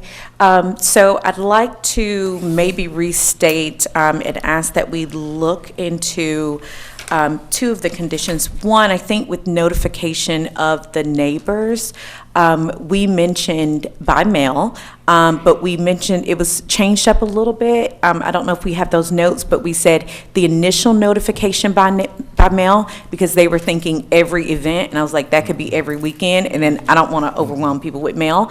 So we said initial notification by mail, and that we were to establish a website, I believe, where they could find out where we were having events, but maybe we can double check to make sure we're clear on that. And we were fine with that condition. The other condition I wanted to ask about was the tent. So we, is the tent on this one? It is on this one. So, yes, with the tent. So this tent actually is going to take about 5 to 6 hours to construct.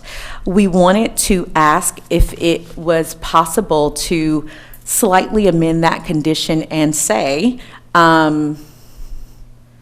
keeping it not on site for more than 6 to 12 hours before and after the event, or unless a permit is approved by the fire marshal. So I know that in certain cases, fire marshal has been able to approve tent structures for like a month or 2 months. So we wanted to see if that is possible. All right, thank you. This is a public hearing. Anyone like to speak in favor of applicant's request? Anybody in favor of? Mr. Chairman. Mr. Garber.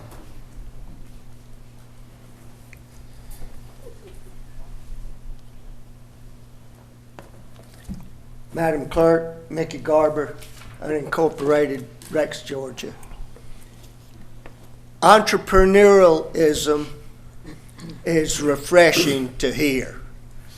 Agriculture is refreshing to hear. Personal family farms preservation is refreshing to hear.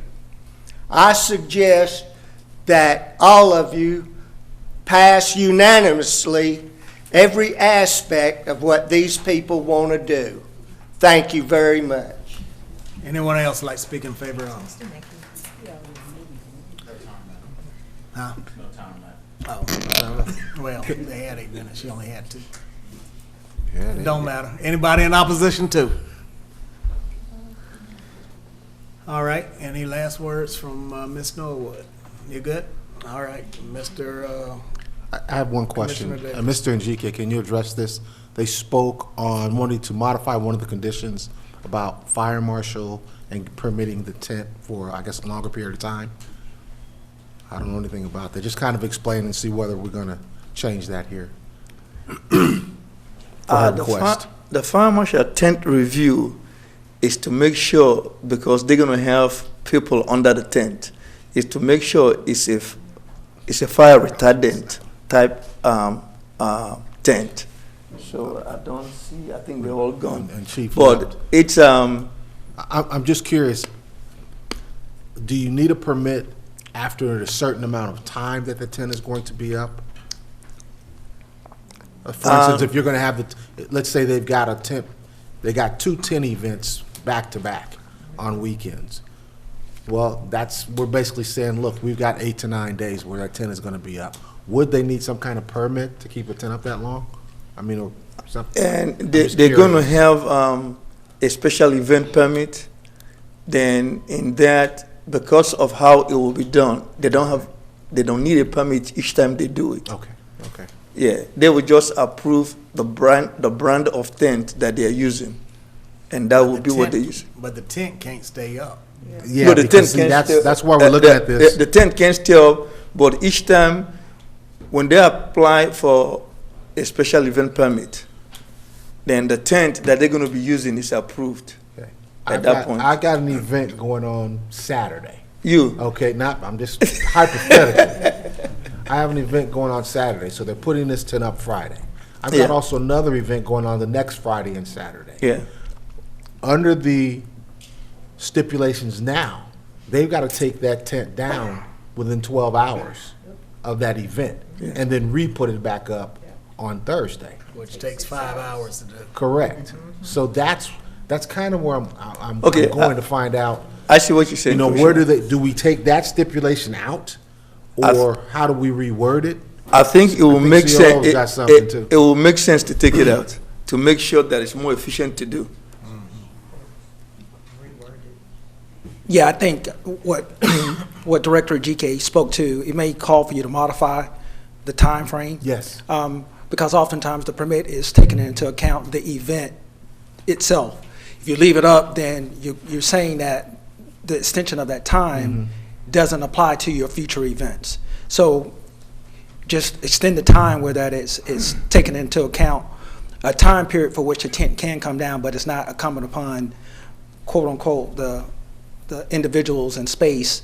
They have a period of time they can get it down. So like you say 24 hours, then ultimately you're giving them enough time to be able to take the tent down even before another event comes into place. Correct.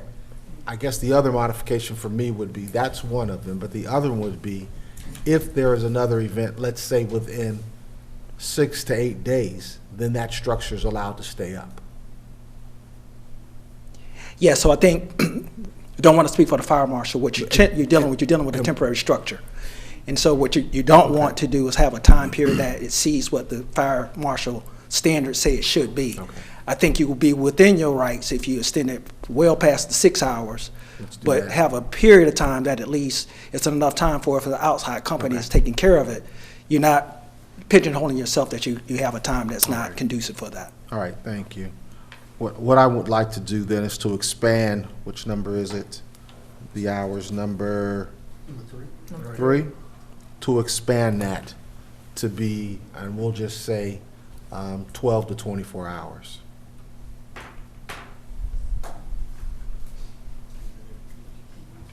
Is that? Yes. Yes, that will work. Is that sufficient, Chairman? Waiting on you. Okay, so You have a motion, or are you still debating the conditions? No, I just want to make sure we got that. Yeah. Okay, so I move that we approve BOC. I'm sorry? Look at your phone. Really? Everybody just hold on a second. Now hand him these, because he's over there looking like he's struggling. Okay, all right. And as far as the noise, as far as the music, we'll just follow the noise ordinance that is currently in our code. Yes. Okay. Still waiting on you. Just making sure I don't have anything else on my phone coming up. Well, you need to check. Let's wait on. You got something else? Okay. Okay, Then please proceed. Thank you. I move that we approve BOC 2405-0426 with the conditions and the 2 amended conditions. I second that. Wait.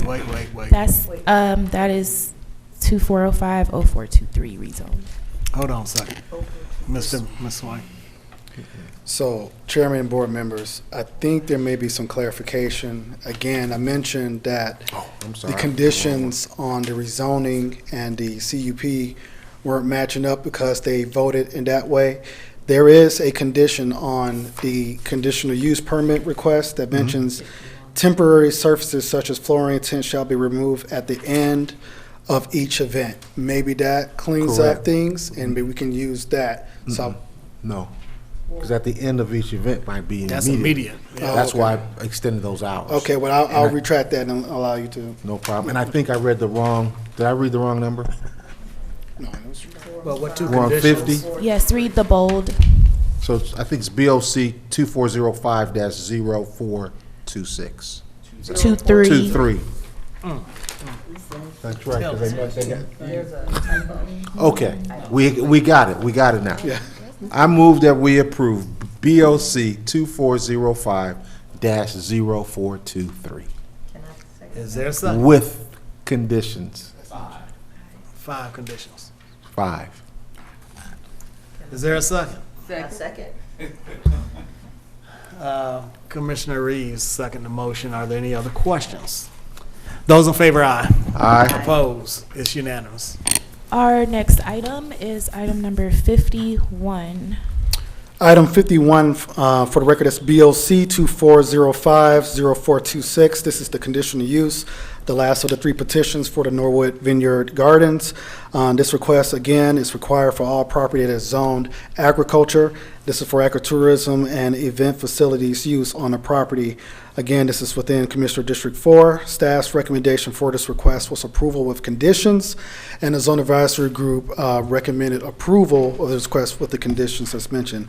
Our recommendations that will follow with the conditions mentioned from the last petition. All right, let's know. You know the drill. Go ahead. Erica Norwood, Jonesboro, Georgia, 9 minutes and 40 seconds for a rebuttal. I just ask that we adopt the same conditions from the last thing that you voted on for this one. I can't remember what it was. All right, 9 minutes, 40 seconds, so that's 20 seconds for anybody want to speak in favor of. All right, anybody want to speak in opposition to? Okay.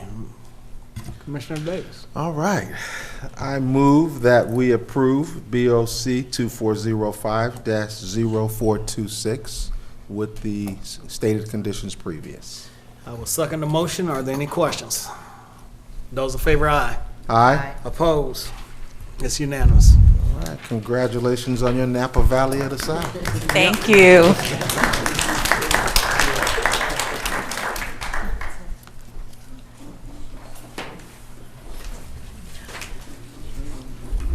Our next item is item number 52 on page 20. Item number 52, this again is another conditional use request. This is BOC 2406-0429, conditional use request. The request is by Ebony Woodbury for a CUP for a home bakery and cottage food license at property 5711 Shoals Place Trail in Atlanta, Georgia, which is within the RG 75 zoning district. This property, again, is in the cul-de-sac within the subdivision. This request is within Commissioner District 2's district. Staff recommends approval with conditions. We didn't see any detriment to the neighborhood or the adjacent properties. The applicant will be using her services within the home. And the recommendation, again, was approval with the condition. It reads as such: the business license shall be limited to the use of the owner, Ebony Woodbury. A property ownership change will result in the discontinuation of the granted conditional use permit. So in short, if someone wants to come in and take over or do that, a new ownership, they would have to go through this process again. I'll be happy to answer any questions, and I believe the applicant is here as well. All right, applicant, please come forward.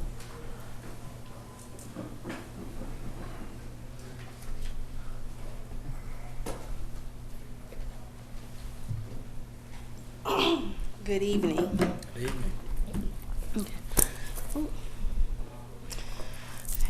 My name is Ebony Woodbury. I reside at 5711 Shows Place Trail, located in Atlanta, Georgia, or College Park, Georgia. I am petitioning Clayton County to obtain a business license to get my cottage food license to expand my business, which is called Roy K. Berries. A little bit about me. I'm a native of Atlanta, Georgia. Moved to Clayton County 3 years ago with my husband and my 3-year-old daughter. I'm a social worker by day. I'm a fire wife. My husband is a firefighter and a mother of a 3-year-old daughter. Roy K. Berries, I started in 2016, trying to get money up to fund my wedding.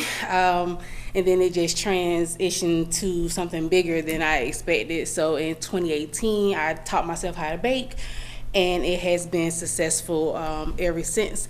I would have loved for you all to see pictures of my work. I do have my iPad, but I think we would have loved it if you brought some samples. Right.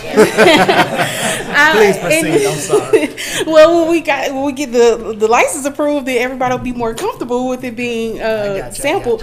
But just to show some work, this is when I first started.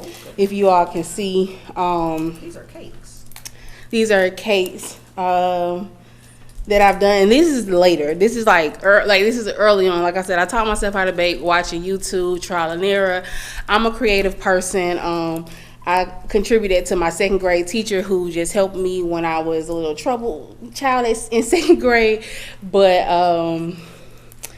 so it really has flourished into a lot of things. So the purpose of me getting the conditional use permit is just to continue to expand, get some contracts that's my baby. Get some contracts with businesses, schools. Like I said, I am a social worker. One of my passions is try to combine social work and baking. And one of my clients had fed into me culinary art therapy. So also, I work at Children's Healthcare of Atlanta. I am the clinical coordinator for the Developmental and Behavior Clinic. So I do do a lot of talking with parents who have kids that have autism, developmental delay. So I think just adding on another piece of therapy to help kids, cultivating family, parent and child relationships. So for me, it's bigger than just my home. I did have a few neighbors who oppose it. They aren't here tonight. I think after the last meeting, they probably got the answers they wanted. They did get the answers they wanted. They had concerns about foot traffic. I did let them explain to them that I do not have anybody come to pick up anything from my home. I do pride myself in my business, and I know sometimes people look at home bakeries kind of minimizing the value, the worth. I don't want to minimize my business as like a cake lady, so I do have a website. I do let people know that I'm located near an airport. And plus, just for safety reasons, I don't want nobody to come to my home. I do have a pickup location that is 5 minutes from the home, but I do not let people know I'm 5 minutes away. I let them kind of do like 10 minutes away, but the majority of my orders are deliveries. And like I said, I pride myself in my business. Have a great clientele, a lot of my repeat clients. This business has helped me purchase my home, get me out a lot of debt when in 2020, 2021, 2022. So it's just my goal just to continue to flourish in that business. So that's my petition to please be grant the approval for my business license so that I can continue to further my business. All right, thank you. This is a public hearing. Is there anyone who would like to speak in favor of? Anybody in favor of? Mr. Garber.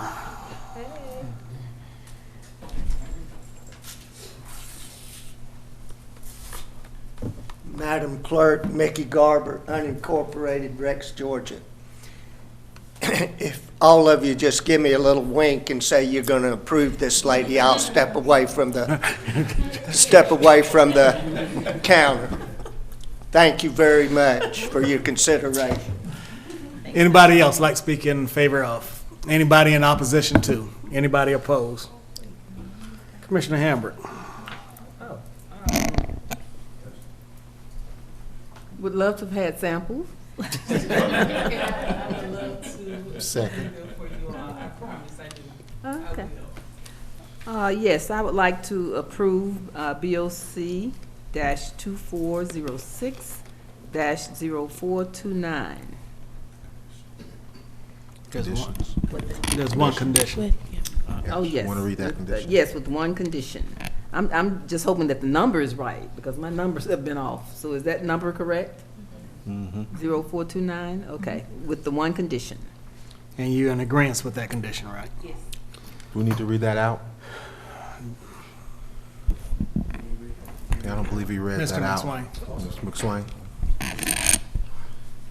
I'll read the condition again, and that was for the issuance of the business license shall be limited to the use of the owner, Ms. Ebony Woodbury. A property ownership change will result in the discontinuation and granted conditional use permit. Thank you. Which you agreed to. Your motion's to approve. Is there a second? Second. Any other questions? Those in favor, aye. Aye. Opposed? It is unanimous. Congratulations. Good luck to you.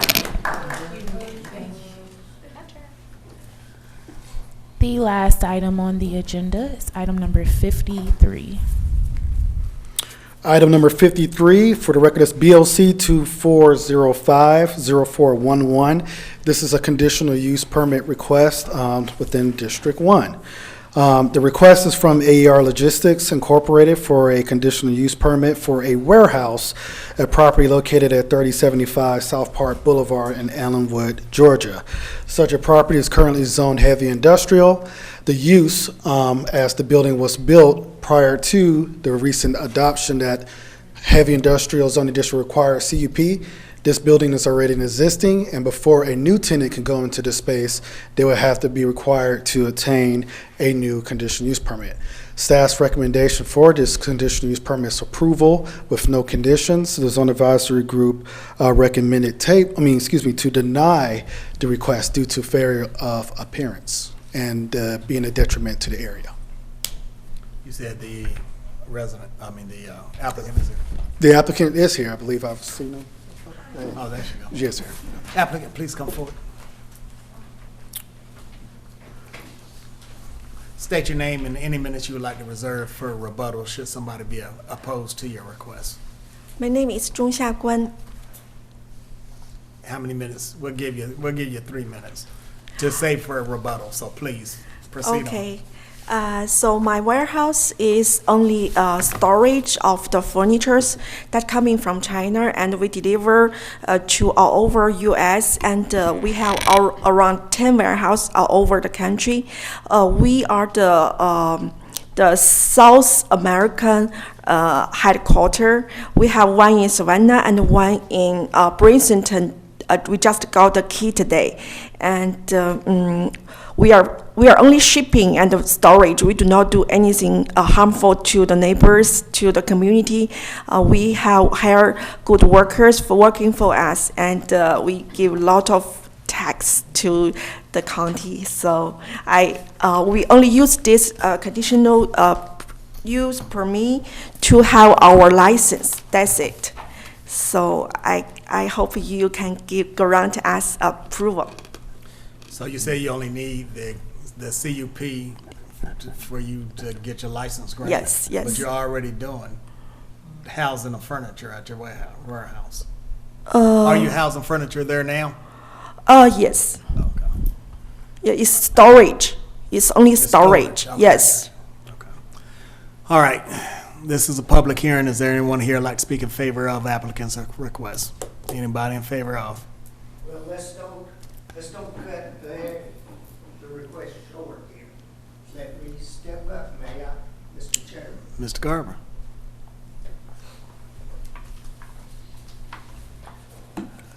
Madam Clerk, Mickey Garber, unincorporated, Rex, Georgia. Mr. Chairman and members of the commission, I see here that this warehouse is located in Ellenwood, Georgia, which is in the heavy industrial zoning district. And I also see that the said property is fully known as South Park. You know, this fits for the area. There's no reason to deny this person. You know, it's a heavy industrial area. She's warehousing. There's no reason to to deny her. But I would like to ask this question. The planning and zoning staff recommended approval, but the zoning advisory group recommended denial. What was the reason for their denial? You're asking the wrong group. Actually, Ms. McSwain stated it. What was the reason for the denial from the ZAG group? Oh, okay. The zone advisory group recommended denial due to the fact that the applicant didn't show. And they're here now before you all, but the recommendation that they have for the reason for it, there was a motion and a mention of the note that they think that warehousing may have been a detriment to the area. And that was just spoken to record, but. Okay. Yeah. Okay, thank you. Then I believe it was a misjudgment by the zoning advisory group, detriment to the area in a heavy industrial area is absurd. Thank you. Thank you. Anybody else like to speak in favor of? Anybody in opposition to? Anybody opposed? Commissioner Reeves. I make a motion to approve BOC 2405-0411. Is there a second? Second. Any other questions? Those in favor, aye. Aye. Opposed? It's unanimous. Congratulations. Thank Mr. Reeves, Reed. I'm just, ooh, it's late. Mr. Reed, is there a need for executive session? Yes, but before we do that, there was an item earlier.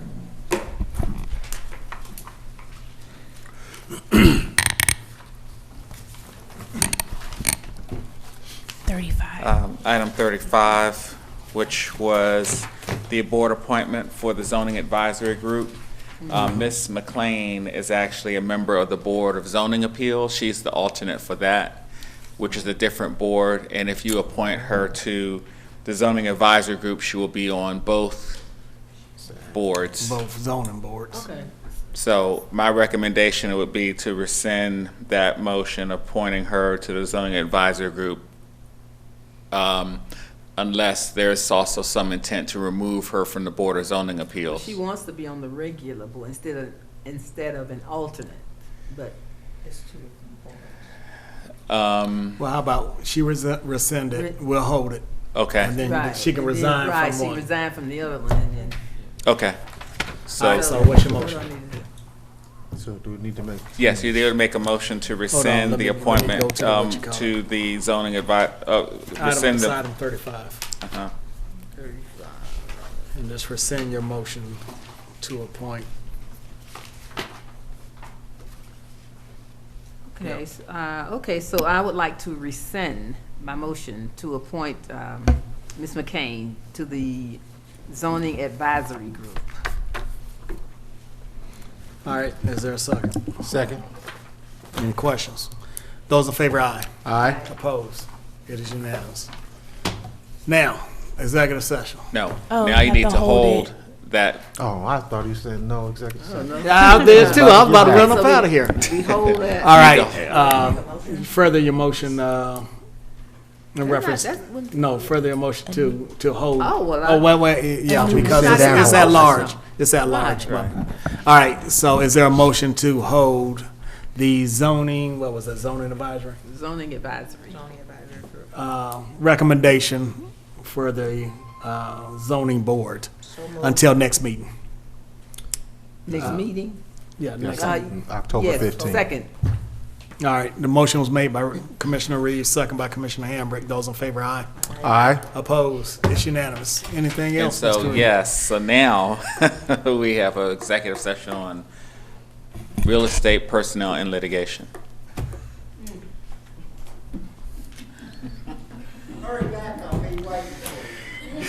Is there a motion to go into executive session? What if you don't get no motion or a second? Right. A motion to go into executive session for personnel, real estate, and litigation.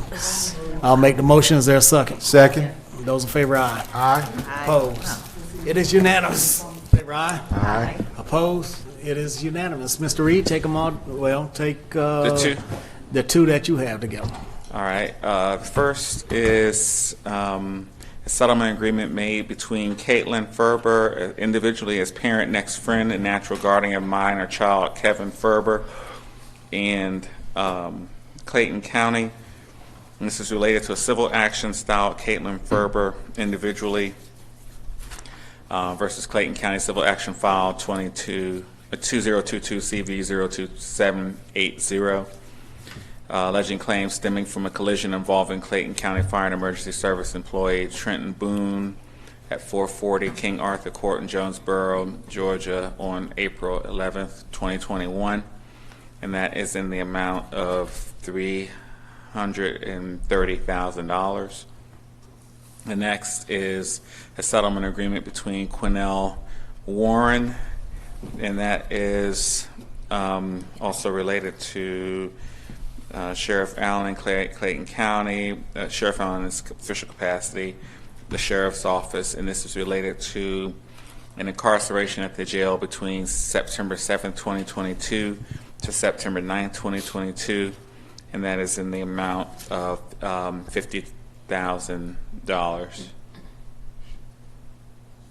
And that is all I have. And also authorize the Chief Financial Officer to amend the budget to reflect the appropriate revenue source and expenses required under the terms of the agreement. Is there a motion? So moved. Motion Second. made by Commissioner Hambrick, second by Commissioner Davis. Are there any questions on either item? Hearing none, those in favor, aye. Aye. Opposed, it is unanimous. Ms. Merritt. Good evening again. I have a request from the county staff attorney's office to allocate some of their remaining ARPA money to provide a stipend to Tamika West Bernard in the amount of $10,000 per year, India Mitchell in the amount of $10,000 per year, Sonia Williams in the amount of $6,500 a year, and that would be for FY25 and FY26. And all remaining ARPA money allocated to their department will be turned back over. Is there a motion? So moved. Is there a second? Second. Any questions? Oh, I had a question. When you said the remaining ARPA money will be turned back over to the county? Yes, it'll come back over into the unallocated, and that's what we'll be sending out to you with some numbers and some ways to use it. To repurpose the funds. Purpose it, yes. The effective date will be, it'll be for all of FY 25 and 26. It'll start effective July 1st, 25, 24. Jeez, I can't, it's late. July, so it's gonna be back there. They'll be back paid. They will not get it this paycheck. It'll be on the next one, and they'll be back paid. We'll have to, starting in July, and we'll work with HR to get the PAs and the positions created. Any other questions? Those in favor, aye.